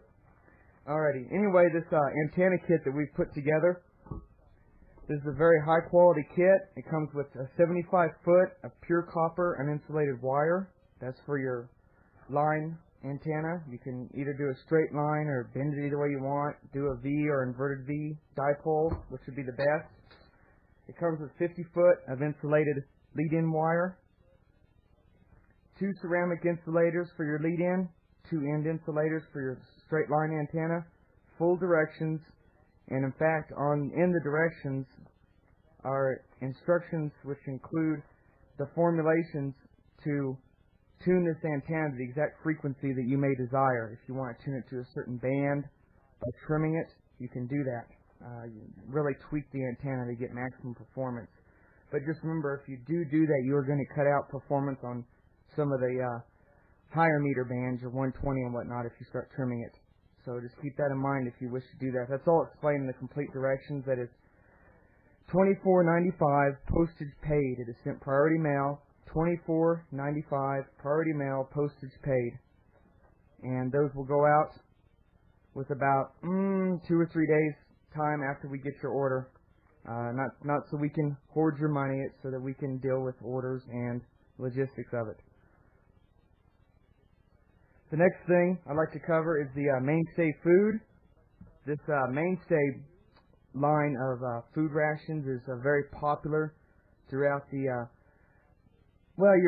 your teams that deal with a search and rescue, or people that have to stay out for long terms of time away from civilization, as we call it, or just on-off light switches and running water that people are used to. This is some really good stuff. It's got a 5-year shelf life. It's non-thirst provoking. It's packaged in a very durable, waterproof, vacuum-sealed package that withstands temperature ranges from -40 to 300 degrees Fahrenheit. No cholesterol, no tropical oils, and to give you an idea how well made this product is it's approved by the Defense Personnel Support Center, the U.S. Army, the U.S. Coast Guard approved, and almost all of your emergency and search and rescue teams across America have approved this for their own kits as well as the people that they go out and save. This is some really good stuff. We have the 3,600 calorie bars it's referred to. A case of 10 of those packets. Each packet is 3,600 calories. That's quite a bit. You only need 1,200 for a full day of moderate work. Heavy labor only requires 1,800 calories. So you can see how this is quite a bit of calorie intake. One case of 10 packets is $43.50. Call for information about the postage, and we will tell you how the cost of the UPS shipping. It is $43.50 for a case of 10 of these packets. Okay, 5-year shelf life. The next product is the Mainstay Water. This is manufactured, of course, by the same people. Many of the same statistics, the metallized foil type vacuum-sealed packaging. Each packet is 4.225 ounces, roughly equal to soft drinks you see, those juice drinks in the store for children or whoever. This water is purified, sterilized, and then sealed in the airtight pouches to prevent bacteria growth. Some nice advantages of this is, unlike bottled water, which must be stored in dark, cool places. I forgot something, Alan. Sorry. This is WBCQ, Monticello, Maine, USA. Anyway, unlike bottled water, which must be stored generally in dark, cool places to basically inhibit bacterial growth and the algae stale taste that water gets when it's packaged like that. You don't have to worry about this stuff. Also, with the average bottled water, only lasts about 6 months shelf life because of 2 reasons: propagation of germs, number 1. Number 2, the packaging. Most of your plastics, by EPA mandate to these manufacturers, and they follow it, is 1 year down to 6 months life before it decomposes or begins decomposing. It's supposedly to help cut down on landfill. So you can see why those packages break down, and that's why they rotate products so quick. This has a 5-year shelf life. Much easier to transport than a 5-gallon jug of water, too. The price of this water is 60 packets of it in a case for $19.95. I repeat, 60 packets in a case for $19.95. The next thing is a really good book we found. It's called the Wallace Guidebook. This is a really nice book. It's written by a founder of one of the largest survival institutes. As far as preparedness, this man instructs PTA groups, schools, counties, cities, states, emergency teams. This man is really an expert in this field. And this is a book that he wrote himself. It includes literally hundreds of innovative survival techniques, covering anything from simple scratches to childbirth, along with indoor-outdoor scenarios and tips you may need. This is an excellent book to have. It is $5.49 for the Wallace Guidebook. It's an excellent deal. This book, you will guarantee to learn something. I don't care if you're a nurse or a doctor, you will learn more. Okay, the next thing I like to cover is the First Aid and Travel Kit. This kit is oriented more towards people that are out and about, away from home. Okay, this includes hikers, hunters, a lot of bikers. Your bike races and stuff carry these in their kits and their little fanny bags. Also, a lot of people that travel, professionals in their line of work causes them to travel a lot, actually carry these with them, especially if they're going all way far away from home or out of the country, it's a really handy kit to have. It includes a lot of stuff. You got a soft carrying case, pads all the items, protects them, instant cold pack, adhesive bandages, alcohol wipes, antiseptic wipes, the sterilized water packet, so if you need it to wash a wound or to drink, antibiotic ointment, tissue packs, gauze pads, disposable gloves. It's a really nice kit. This kit is only $7.95. This is a really nice thing to have or to give as a gift for people who you know travel a lot, or hikers or hunters, anybody along that line. The next kit is the Traveler. This is a kit that is comprised and based on enough necessities to keep a person going through good and bad times both for 3 days. One person for 3 days. This kit here, it's got a really nice zip-up soft case that it stores in with a shoulder carrying strap, hand strap type deal. It comes with a duct tape, emergency blanket. The Wallace guidebook is included in this kit. A flashlight with batteries, food rations, tissue packs, utility bags, water rations, adhesive bandages, tape, alcohol wipes, aspirin, first aid cream, towelettes, razor blades. You can see there's over 50 items in this kit. This is an excellent kit to put in the trunk of a car. You don't have to worry about it because the lowest shelf life item in here is the food and water, and that's 5 years. So you can see you don't need to check it all the time to see if it's still okay or popped open. Excellent kit. Throw in your truck, your car, throw in a closet just to have, or if you travel around quite a bit. The Traveler kit is $37.95. I repeat, it's called the Traveler, and it's $37.95. Next item is the Ark 3, it's called, as in Noah's Ark 3. The Ark 3. This is a basic kit, quite often given as gifts at corporations, thank you awards, ads, sales gifts for people, to schools. A lot of schools give these, especially like out in California. I've seen it firsthand. They give these to students because of, if you live in the right area, you may have fires and earthquakes and riots and whatever else quite often. So this is a really neat kit. It's one person, 3 days. Does not include items like the Traveler has, more oriented towards being out on the roadways, but it includes food, blanket, water. It's a really nice kit, packaged in a real durable box, shrink wrapped, essentially waterproof. It's really amazing. You leave these out in the rain. I've seen it. Someone left one accidentally out in the rain.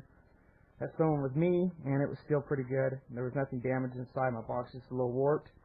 This Ark 3 is $13.37. It's really nice. It's a really nice package. $13.37 for the Ark 3. And the last item for tonight is called the Super Ark. Essentially, this is a combination of pieces from the Traveler kit and the Ark, all combined on one box set with instructions. It has first aid supplies, food ration, matches, warmth, as far as blanket, candle. You've got chemical light sticks for light, drinking water, a whole lot of stuff in this kit. This is an excellent kit. It's an upgrade from the Ark 3. This is the Super Ark. It is $19.95. I repeat, this is the Super Ark. I know the two names are really close, but you can tell by the difference in price why there's a lot more items. $19.95 for the Super Ark. It's one person for 3 days. It's got over 30 items in it. Okay, if you have any questions about shipping on these items, remember the shortwave antenna kit. It's postage paid $24.95, sent priority mail. All other items, please call so we can work out the lowest possible shipping cost with you to your exact area. And you will call 520-333-4578 during decent hours of the day, please. And to write to order any of these items, it is Hour of the Time, care of 101.1 FM, P.O. Box 940, Eagar, E-A-G-A-R, Arizona, 85925. Oh, boy. You did a good job there. That was great. Thank you. Okay, let's get 101 back on the air. If you want to get that one. down there. Okay, folks, we got about 50 more minutes left in the broadcast, about 5 more minutes before we have to turn the tape over for the last time. And we're going to open the phones right now. The number is 520-333-4578 if you'd like to call in and talk about anything. I don't care what it is. We're going to try from time to time to let you be a part of the broadcast and, well, you know, say what you want to say or ask what you want to ask or do what you want to do or whatever. I'm not certain how this is... oh, there we go. Now I know. Good evening. You're on the air. Hi, Bill. Rick Martin. How are you? Hi, Rick. How are you? Sitting here with Barbara. Oh, hi, Barbara. She's right here. Just really glad you're back up. Your signal's great. You sound great, and we're just really, really pleased to hear you again. Well, thank you, Rick. How's Barbara doing, by the way? She's doing fine. We've had a few little surgical things, but overall things are doing pretty well, and we're hanging in there. Barbara, I want you to know there's been a lot of prayers said here for you. Hey, we really appreciate all those prayers. A lot of prayers said here for you, too, and for your family. Well, thank you. I want to bring you up to date on the SEAL and the Stowe City SEAL adventure here shortly, and then I'll get out of the way for others. Okay. We're on our third federal judge, Bill. Oh, really? That's interesting. Yeah, this thing has been moved, transferred to. We're into the third judge now, and you know, it's quite an adventure. We've really poked at some pretty soft areas in stirring this up, and I'll tell you, we're just keeping the heat on. And we had a decision at the Ohio level, at the court there, that allowed that with God all things are possible to stand, and that's of course been appealed immediately by the ACLU. So we're still warring up here, but I'll tell you, we just keep praying and keep pushing. Well, that's wonderful. You know the origins of the ACLU, don't you? I believe it's Walter Baldwin, and originally a communist organization. Absolutely. Absolutely. So I think if we can wake up some more people out there, I think that's what it's all about. But yeah, I'll tell you, your signal is so strong. We're just so pleased that you're back out there and spreading the good word. Well, thank you, sir. So we'll get out of the way here and let somebody else get in. But hey, it's just really good to hear you, and we keep you in our prayers all the time. Well, thank you, Rick. We appreciate that. Okay, take care now. You too. Bye. Tell your family hello. I will. Bye-bye. They're listening. They heard you. Thank you for calling. The number is 520-333-4578 if you'd like to call. Now is the time to do it. And we've just got 2 minutes till tape turnover time and about 47 minutes until the end of the broadcast. And, of course, we cut it off a little bit before the end. Good evening. You're on the air.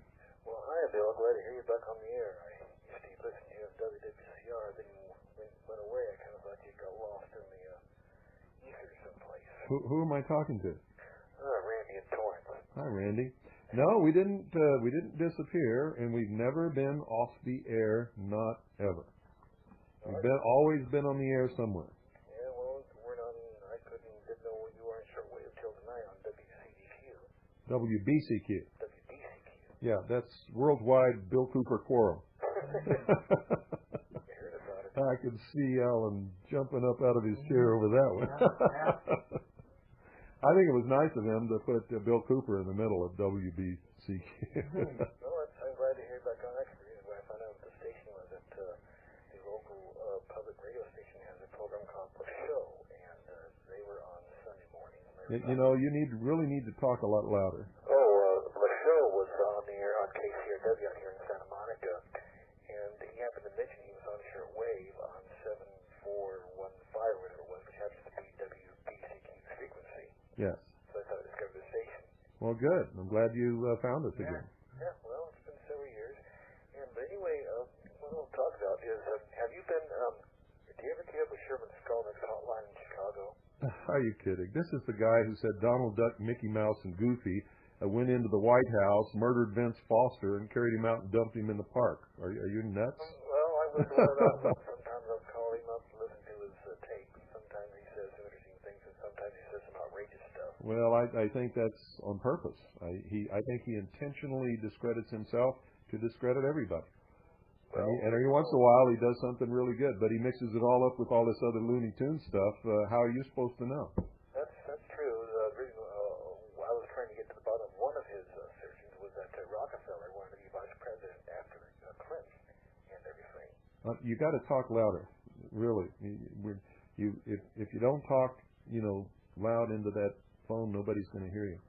I see. Well, anyway, I'll let some other callers come on. Bye-bye. Okay. Thanks for calling. When I tell you that, folks, I'm not trying to insult you or make you mad or anything like that. It's just when you call in to this show, you've got to keep your level up so that the listening audience can hear you. See, I can hear you really well on my earphones if you're, a few octaves below me or Doyle, but the listening audience is going to have a hard time hearing you. So please put the phone right in front of your mouth and talk forcefully so that you come through really good. We don't have all the fancy equipment that a lot of radio stations have. What you're talking through when you get through to us is a speakerphone in front of the microphone. So it works really well, and we don't have to pay $2,000 for one of those phone thingy-majigs or whatever they call it. 520-333-4578 is the number, and it's time to do I'm going to turn this tape over right now.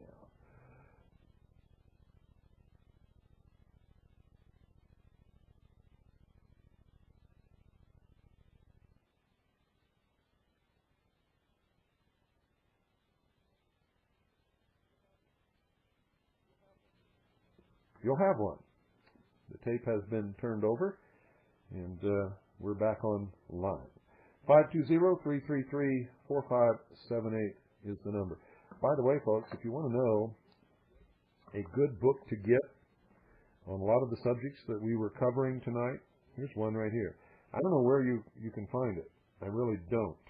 What? We're working on that already. Oh, we're working on it? Okay, well, maybe we'll be able to. I didn't know that. I had no idea. But it's called A Factual Guide to the Constitution for the United States of America. And Doyle says he's working on getting it so we can offer it to our listeners. It's a fantastic book. I got to tell you. You need it. Good evening. You're on the air. Oh, hi, Mr. Cooper. This is Vince in Chicago. Hi, Vince. I've heard a lot about you in the past year or so, just listening around on the radio and the shortwave and whatnot. And you're a pretty interesting guy. And I just wanted to let you know that a while back I was on the Art Bell program. Uh-huh. And I asked Art Bell if he would have you on as a guest. Oh, that was you. We heard it. We were listening that night. Yeah, and it caused quite a ruckus, and I guess he won't have you on the air and whatnot. I was just wondering what you think about that. How come he doesn't, he has everybody as a guest on his program, but he won't have you? Well, because we pegged him for the bullshit artist that he really is. That's right. Yeah. I was wondering what you thought about Art Bell, if you might have any feelings you might want to share with... Well, we put it all on our webpage. If you go to the webpage, and especially if you've been listening to this broadcast and you've heard our expose of the mystery schools and their subversion of the Constitution in this country. No, you know what, Mr. Cooper? Last night was the first time I've ever heard you. Oh, wow. Well, I'm a new listener, and I'm keenly interested in what you have to say. Excellent. Well, we're keenly interested in new listeners. Yeah. Well, good luck with the program, and I'll be listening. Okay, thank you. And by the way, if any of you want to go to our website and check out the Art B.S. Bell page, our website is harvest-trust.org. That's harvest-trust.org. You don't need www. All you need is http://harvest-trust.org. Good evening. You're on the air. Hey, Bill. This is Jim Taylor over in Kentucky. Hi, Jim. How are you? Fine. You doing okay? Yeah, doing pretty good. I'm glad to hear you're back on the air. You're coming in loud and clear tonight. Well, that's great. Well, thank Alan Weiner and all the good people who built and financed and run WBCQ. Well, yeah, I kind of like your format. You're giving us what we need, basic documents that people have forgotten. Well, I hope I am, but don't trust me. You got to go and find all these things, and you got to. So you're on the right track. Good. I had a question question on this. I'm not being nitpicky, but, originally we had a government set up as 3 separate departments. Not anymore. They're all in the executive branch, all of them. And, branches that would indicate something other than departments. Yes. Tricky wording. Patrick Henry and I think James Mason and those guys, they predicted exactly what Jefferson and those fellows warned us about. Oh, yeah. They were against the Constitution, the anti-federalists. Yes.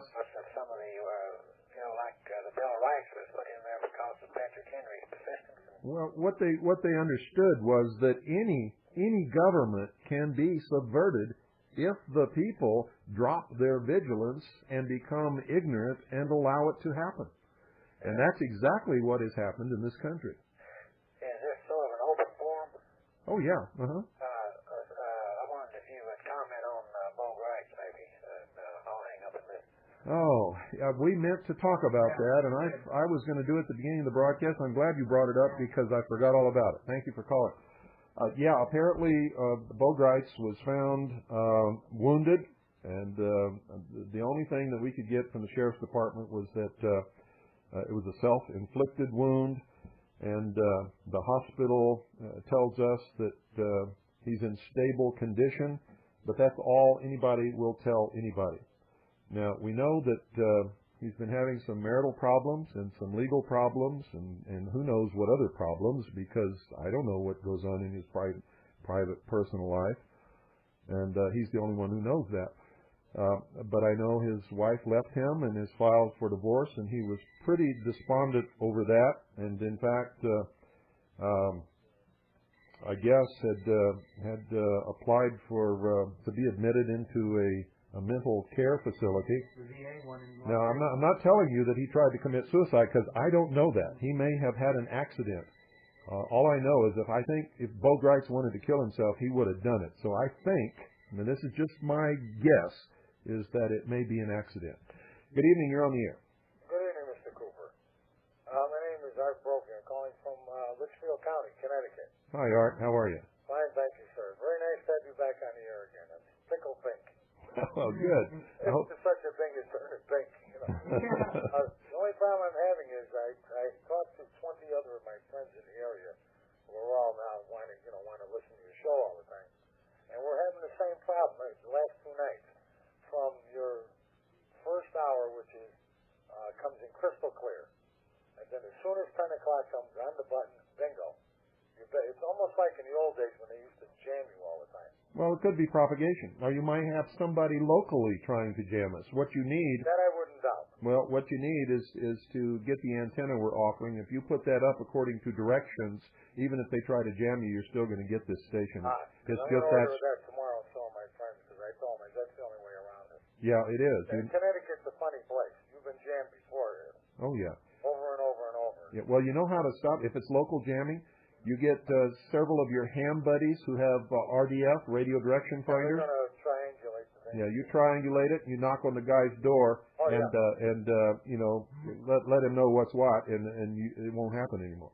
Yeah, because they don't want to hear it from the FCC or anybody else that they're doing that. Yeah, well, I guarantee you, if I knocked on his door, he wouldn't want to hear it from me either. I don't want to hear it. How's everything going otherwise? Well, real well. And the children are fine, I guess? Children are wonderful. I guess. I heard them on the air last night. I had a little tear in my eye. Well, they were on the air tonight, too. Yes, I heard them earlier. In fact, we may bring them in here before the broadcast's over and let them get on the air again. They love it, My wife's been commenting, boy, the little one's all grown up now. Well, she's 3 years old. She's not quite grown up. And we had a hell of a time getting her to eat her beans tonight. I heard that. And the thing I love is that at 3 years old, when I hear them, your child talk, and your first child when she was 3, I says, what a difference between their speech pattern at 3 years old and what I hear around town. Well, that's because we teach them. Our children will never see the inside of a public school in their life. Never. Neither of my grandchildren. My oldest daughter, Dorothy, Pooh, who you all know as Pooh, reads better right now than most adults who have attended college. I would say so. Mm-hmm. Most adults I know that are just getting out of college, so-called adults, can't read the diploma. Doesn't surprise me, because most of them that go to college and get their diploma, haven't really stepped foot on the campus. They have somebody sit in the class for them, and they pay for the papers, and of course not everybody does that. Not even most people do that. I'm just, we're bantering here, but some people do. Mm-hmm. Some do, yes. Anyways, I'm going to order the antenna, and then I'll hook it up. We'll see how it goes. We'll see if I can find. And if that works, fine by me. I'm a happy camper then. Okay. I thank you for your time. Yeah. One of the things, sir, is listening to the frequency late at night on the night owl. Other people in your area have mentioned the same thing. A lot of it is just propagation. I would still triangulate, with the ham radio operators. I have 4 friends that are in different parts of the area. Yeah. Like 4 corners. Yeah, They're going to, over the next few nights, see if they can't figure out where it's coming from. Yeah, so it's just the time of night back there right now. But we can do it, Mm-hmm. Okay. Okay, thank you for your time, Bill. Good luck to you now. Thank you for calling. Bye-bye. 520-333-4578 is the number. Good evening. You're on the air. Hi, Bill. Jack Francis from Chicago. How you doing? Hi, Jack. Doing fine. I just want to let you know, right now I'm up in Appleton, Wisconsin, and your signal's coming in clear as a bell. Well, that's great. And I want to compliment you on your job on the website. It's been a while since I've seen you. It was summer of '97. You can actually spend weeks on our website and never see and go to all the links and study and read everything. Well, I tell you, I spent a lot of time tracing it down and going from link to link, and I tell you, I've never seen so much information available at one source point. Oh no, you won't. And we're getting over 600,000 hits a month now. I believe it, because sometimes it's real hard to get a response. Have a day. But I'm glad to hear you're coming in good and clear all over the place. Oh, yes, we are. And even in many foreign countries. We've heard from a lot of foreign countries, and they're getting us loud and clear. Yeah, I've got a little Grundig radio that rarely could pick you up when you were on WWCR. Where you just blast it in up here, and if I can get you on this, they can get you everywhere. Well, during the times that we're on, nobody's listening to WWCR or any other radio station for that matter. They're all listening to the hour of the time, just like they used to. Well, I'll tell you, keep up the good work, and I see that you're really moving along. And it was good to hear Rick Martin on there, too. Rick's hard to get a hold of if you've ever tried to get a hold of him. So it's impossible. Yeah, I know. But maybe I'll give him an email sometime if I get his address. Okay. Well, good luck to you, Bill, and I'll be listening. Thanks for calling. Thanks. Yeah, Rick's giving hell over that seal. I love it. 520-333-4578, and the line is now open. Good evening. You're on the air. Hi, Bill. This is Wells. I'm in New Jersey, a little bit west of the Statue of Liberty. Oh. And the signal was really strong in the beginning, and around about 10:30, ever since WBCQ has been on the air, in fact, not just your program. But That's just... 10:30 it starts to fade, and it depends on different days. Sometimes you can barely hear it, and sometimes you can't hardly at all. Yeah. And got an excellent antenna. I am a radio operator, so it's not the antenna problem. No, Definitely propagation, but there's no interference, which is also nice. So no matter how weak it gets, you can still pick stuff out. Yeah, well, let me tell you what's really happening. See, the transmitter's in Maine. Yeah, we're too close. You're too close, and it's skipping right over you. But if you get this antenna kit or any long wire kit, you don't have to get ours. We're just making this available for people who want it. Get a long wire antenna kit and either put it out as a long wire or put it out around the eaves, either inside or outside your house with the insulators, or you can do it as a dipole anywhere. Yeah, that's good. You'll get it. Different long wires. Out here, it's just a matter of skipping over. But maybe conditions will change as we get different seasons of the year. So. If you get a good antenna, even though you're close and it's skipping, you'll get the transmission because it's a very powerful station. It certainly is. Good night. Good night. Hi. And when I tell you get a long wire antenna, you don't have to purchase ours, folks. You can make your own if you want to. We've just done this for people who don't know how or don't want to or would like to have the benefit of instructions and a kit and everything all there ready for you. We did this. And it's the exact same one, by the way, that it's the same thing that other people offer for anywhere from $30 on up to $46. In fact, Ramsey's is $46 for the same thing. Mm-hmm. Good evening. You're on the air. Hello. This is Robert in Colorado. Hi, Robert. How are you? Been following you for years, ever since you were in Denver many years ago. I better not turn around real quick then, huh? I think you'll do all right. First say that I'm glad you're back. Well, thank you. Second thing, it wasn't clear here when you gave your address of box 10 something. You mean for the hour of the time? Yes. It's hour of the time. I got all that. I just don't have that. Wait a minute. I'm going to give it to you. The hour of the time in care of 101.1 FM. FM? Yes, FM, as in FM radio. Oh, okay, got it. Okay, I had that, but it didn't seem right. Okay. Trust me. P.O. Box 940. Got all the rest. Okay, good. 85925. You got it. Hope you keep on for a good long time. Well, we will, as long as the listeners support the program. The airtime is expensive, and 3 hours is something that it's going to be hard to pay for. So, if I appreciate the kind of things that you get into. I'm a retired school teacher. I wouldn't send my kids to school either. Well, good for you. And thank you for being able to admit that you're a school teacher and say that in the same breath. Oh, that's easy to say for me. Well, good. Thanks a lot. I said good. It's not good. I wish it were just the opposite of what it is. Well, I understand very clearly. Thank you for calling. Thank you. 520-333-4578 is the number.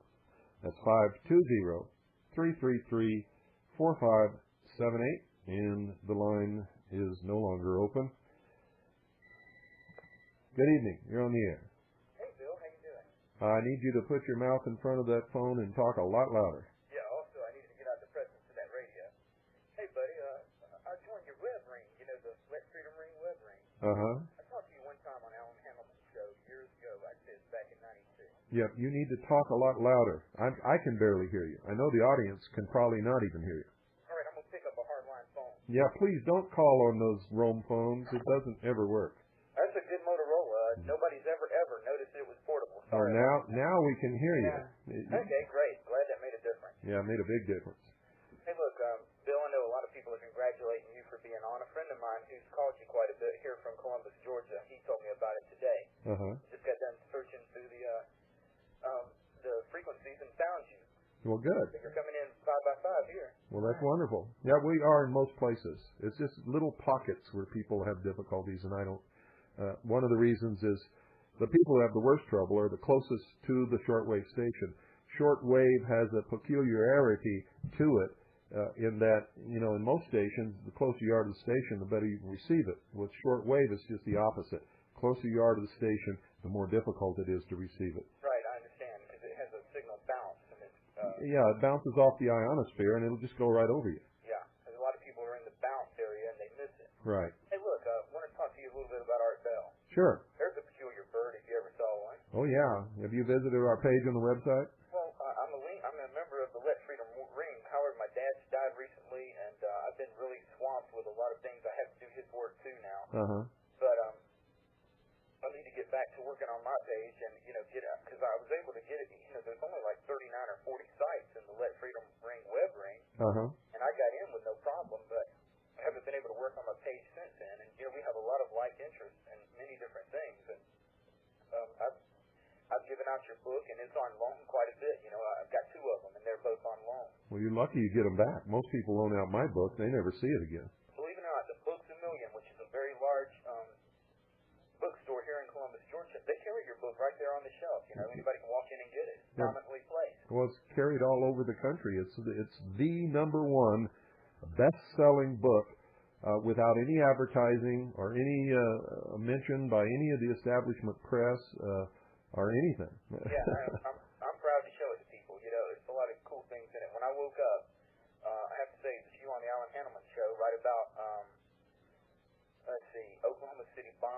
April, it must have been the beginning of May of '95, I heard you, and so much happened right at that time that really got me started, got me awake. I befriended Stan Deyo, and I know he helped you some on his book, and, you know, I had a lot of good head starts on, you know, waking me up, and it happened real quick, and, you know, you were predicting the Atlanta Centennial Park bombing. I predicted the night, the time frame, and everything, and the LCI came to see me, and the Lord sent me 2 Christian LCI men. Well, good for you. They told me the next thing on the calendar of God was, you know, that basically, let me just suffice it to say that they were both 2 Christians, and I was really impressed. You know, when you do the things the Lord's way, He'll take care of you. Yes. I want to talk to you about Art Bell. I named this first book, I Sent It In by Fact, The Art of Talk. He seems to be a puppet, and I know he doesn't understand what he's doing, Bill, but he's just getting rich off the deal. Oh, I wouldn't say that he doesn't understand what he's doing. He understands exactly what he's doing. He's a player, don't you? Oh, yes, absolutely. He's a member of the Mysteries. He's a Marxist socialist. If you read his book, The Quickening, it is the most unashamed promotion of one world totalitarian socialist government that I have ever seen. Well, that's strong words, Bill. Oh, yes. All that's out there with the work of so many people that's on his show. You know, it seems like you go down the New Age best-selling book list. No, he's going down the baffle you with bullshit list. That's what he does every night. He puts on Looney Tune, wackos, escaped mental patients, crazies, all of this kind of stuff. You sit there, listen to him playing tapes of voices from hell through a well dug in Siberia, which never happened. And they're not voices from hell. He plays this thing over and over again. One night he was sitting there talking to time travelers from the year 2012, and he's got people chasing rainbows, Bigfoots, extraterrestrials, aliens, cities on Mars, and you know, while they're engaged in all of this baffle me with incredulous crap stuff, they are no threat to the destruction of this country and the bringing about of the New World Order. Well, just about everybody that he has on his show is the who's who list of the occult. Sean David Morton is one of the biggest frauds I've ever known in my life. He first called me back in 1989 on the telephone when I lived in Camp Verde, and he told me that he was the son of Satan. Thanks for telling me that. Yeah, that's what he told me. That's very important because me and the Sandeo have a big joke about calling him Sean David Mortician. He's the son of the dead. He's a total fraud. That comes right in handy. Thanks, Bill. Yeah.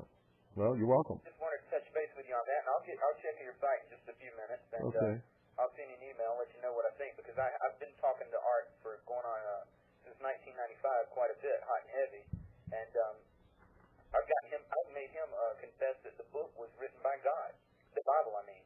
He confessed it one night on his show. I said, wouldn't it be great, Art, if the creators had left us with an owner's manual for life here on this planet? And it was the night he had Lam Lampiron, that guy that found, not that guy, but that Rio D'Angelo, the last surviving member of the Heaven's Gate, the dude that went up there and found those people, Rancho Santa Fe. Yeah, I know who. So I said, wouldn't it be great if the Creator had left us a handbook for life here on this earth? And he said he did, sir. It's called the Bible. You know, so every now and then he says some really profound things. Yeah, but 2 nights later, he ridicules the Bible and anybody who holds any religious views whatsoever. We believe that anybody should have the freedom to worship whatever altar that they wish, or no altar if they wish. You know, that's what this country is all about. And in a way, that's not God's way. He wishes that everyone would do it His way, and He says, learn not the way of the heathen. And in this country, we give the heathen equal rights, and you know that's the truth, and that's the shame of it, Bill. We empower the heathen. Well, let me put it a way that you might be able to understand it a little better. If, in fact, man does not have free will, and if we are not here to make our own free will choice, no matter who likes it or who doesn't like it, then religion is nothing but a joke. Do you understand that? It depends on what kind of God you're dealing with. We of course, know God to be merciful. No. You are expressing your viewpoint. Don't say we. Yeah, but we know it's the truth, though, Bill. No. We don't know that. You may know that. You know it, too. I know what my religious beliefs are, but I don't put my religious beliefs on anybody else. It's up to them to make their own choice, and they have to answer to God if God exists, and they don't have to answer if there isn't any God. You claim to be a Christian, correct?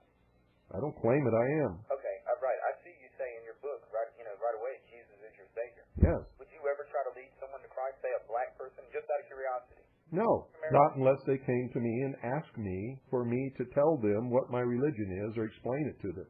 I would never force myself or my religion on anyone. Jesus didn't do it. Jesus stood on the side of the road and preached to those who stopped to listen, and those who would walk by, he let them go. He didn't follow them. He didn't harangue them. He didn't bug them. He didn't call them names. He didn't tell them they were going to hell or anything else. He spoke to those who stopped to listen, and that's what I did.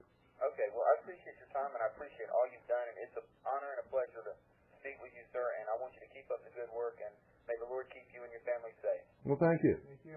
And I appreciate your call. Yes, sir. Bye-bye. 520. Yes, dear. Oh, can you wait for 20 more minutes until we finish with the broadcast? And then I'll get you guys a piece of candy. You want to stay here with us? She's shaking her head no. Good evening. You're on the air. Hello. Hello? Bill. Yes. Yeah, this is the first time I've heard you since you dropped off WWCR. Actually, I caught you on 99.55 through the Cuban jamming down there a couple of times. Uh-huh. And I just wanted to thank you for everything you did. We got a lot of organization going up here and calling from Pennsylvania. Good. And yeah, for a while I was educating Castro. Well, it's really weird that he would jam you because you're doing just the thing he's trying to do. Get rid of these idiots and that are in there. Are you kidding? He's a screaming communist, and I'm everything against that. I know, but I mean he's against the same people that are in there, trying to get rid of them. Same way you are in a sense. I'm not saying the same way, but definitely there's a difference. But there's absolutely a difference, a big difference. It seems that I'm saying it seems that he would let you continue your station, and instead of jamming it, you know what I mean? Well, I don't understand that because my goal is to restore constitutional Republican government, which is a big threat to Castro and his Cuban communist thing. Well, it seems like there's some people in our government that are opposed to him also that he's trying to jam out. Well, sure, but they're also opposed to us. Yeah. They're opposed to freedom. I know. It's really crazy. We're caught between the hammer and anvil here. Yeah, that's the truth. But, well, any way we can get rid of them, it's okay with me, Yeah, see, when you're caught between the hammer and the anvil, you know what our job is to become? A huge block of hard rubber. When that hammer comes down and hits that hard rubber, it'll bounce halfway around the world. Hopefully. And, there's enough people out there now that are aware of what's going on. Yeah. And, well, try that sometime. Take a big piece of hard rubber, real hard rubber, and put it on an anvil. Hold a hammer with both hands, a big sledgehammer, and then come down from overhead and hit it as hard as you can and see if it doesn't knock your head off. Exactly what it'll do. Well, thanks again, and good hearing you. You're welcome. Okay. Thank you for calling. 520-333-4578 is the number. Good evening. You're on the air. Hey, Bill. This is John and Irene from Texas. Hi, John. How are you? Hi, Irene. Hey, Irene sends her love. Where is she? Is she listening? I'm sorry? Is she listening? Probably she's in the other room. She can't hear the shortwave very well, but you're pegging the needle here in Texas. Well, you give Irene a big hug and you tell her that I love her. We all love her. I will. And we miss her, and we miss you. I was hoping to hear you back on, and glad that you're back on a strong signal now, and that y'all doing all right there. Well, thank you, John. Poot, you remember John and Irene? Yeah. You want to say hello? Come and say hello. Hi, John. Hi, Irene. Hi, Pooh. How are you guys doing? You want to We're say hi? doing fine. That's good. Say hi. Hi. You taking care of Allison? Yeah. That's better. You better. This is Allison. Say hi, John. Hi, Dad. How are you? I remember you when you were just starting to walk. Yeah. That's when things really got interesting. Yeah, she's running. Yeah, she is running, yeah. Okay, doke. I'll let somebody else get in. Okay, John, thank you for calling. You bet. Thanks, John. Take care. Bye-bye. 520-333-4578 is the number. The number. Yes, ma'am. Yes.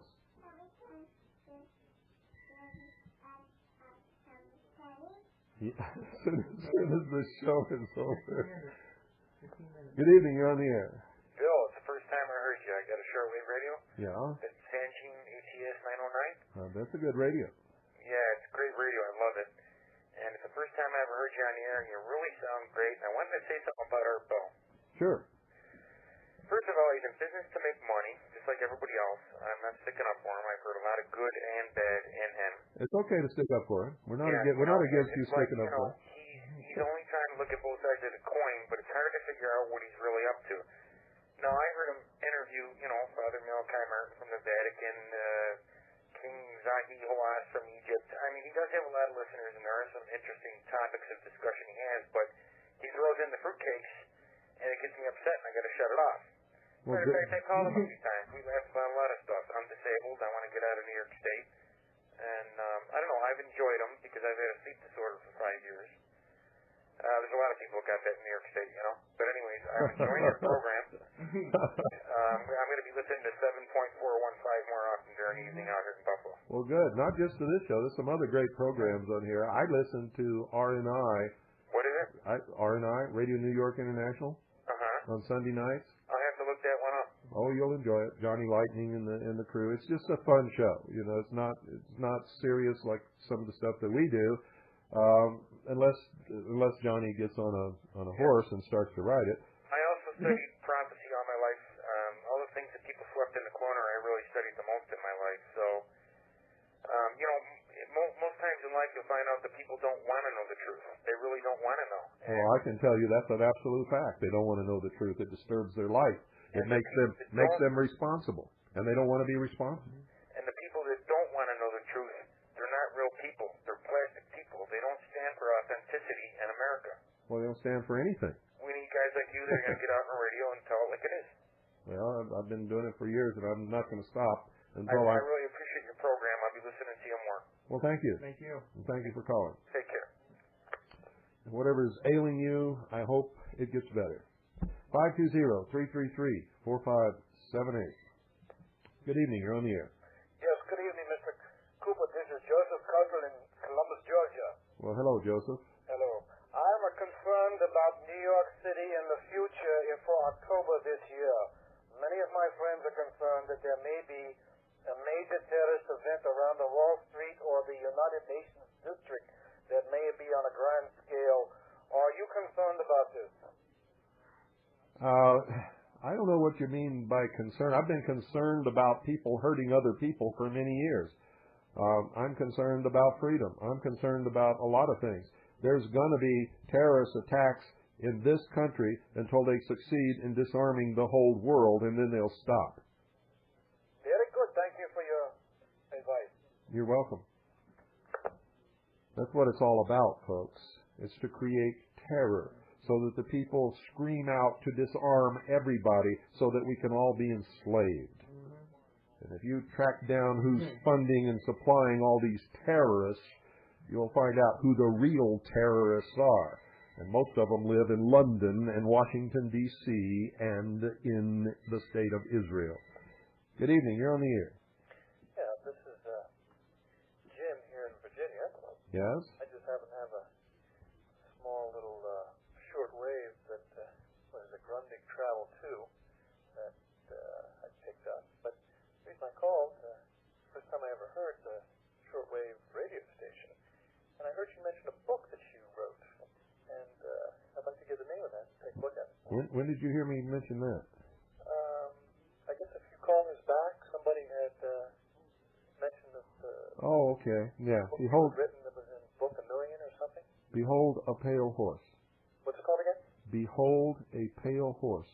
Behold a Pale Yep. Well, thank you very much. Like I said, I've never heard shortwave before, but your show is quite interesting. I'd like to. It's good to have people like you on. Thank you. Well, thank you. Thank you. I appreciate it. Okay, now. But remember, don't just believe what you hear me say. My admonition is you better check it out. Not just what I say, but what everybody says. That's the only way you're going to know what's the truth and what's not. And if you find me make a mistake, please let me know and prove it to me so that I can correct it. I really would appreciate that. 520-333-4578. Good evening. You're on the air. Yes, Bill, do you still stand by your Veritas prediction that was made regarding Clinton and drug use in the White House? Yes, absolutely. Is that how far down the road do you see that coming down the pike? Prognosticating. Well, I don't know if they're ever going to release it to the public or not. Who knows what they're going to do. Well, That 450 pages of STARS report that they released is not all of it. There was another 50 or so pages that they kept secret. There's also 2,800 pages of evidence that has nothing to do with Monica Lewinsky that they have not made public. Starr has said that he has not finished with the Whitewater investigation and a lot of other things that he hasn't even submitted a report to the Congress for. What was the exact phrasing of that? Of what? Of the Veritas when you had made a quote regarding that prediction? It wasn't a prediction. That wasn't a prediction. That was a report that our sources in Washington, D.C. informed us that Starr was in possession of evidence that there had been drug use in the White House. That was a report, not a prediction. Oh, gotcha. It was a news report. Yeah. I wonder what you kept saying, prediction. I was scratching my head trying to figure, what's he talking about? Prognostication or whatever it might be, but it's just usually you're right on with such things. I am right on with it. You better bet your boots I'm right on with it. And that's one of the reasons why Clinton would never release any information regarding his medical records or his past illnesses because he has a chronic cocaine habit. Just one other thing. Now, if he was a normal guy walking around working in California, I wouldn't care. I don't care. But this guy has a finger that can push buttons that can cause millions of people to die. Not the truth. Also, researching executive orders, where do these people pull these numbers out of hats, and how the heck did they get them?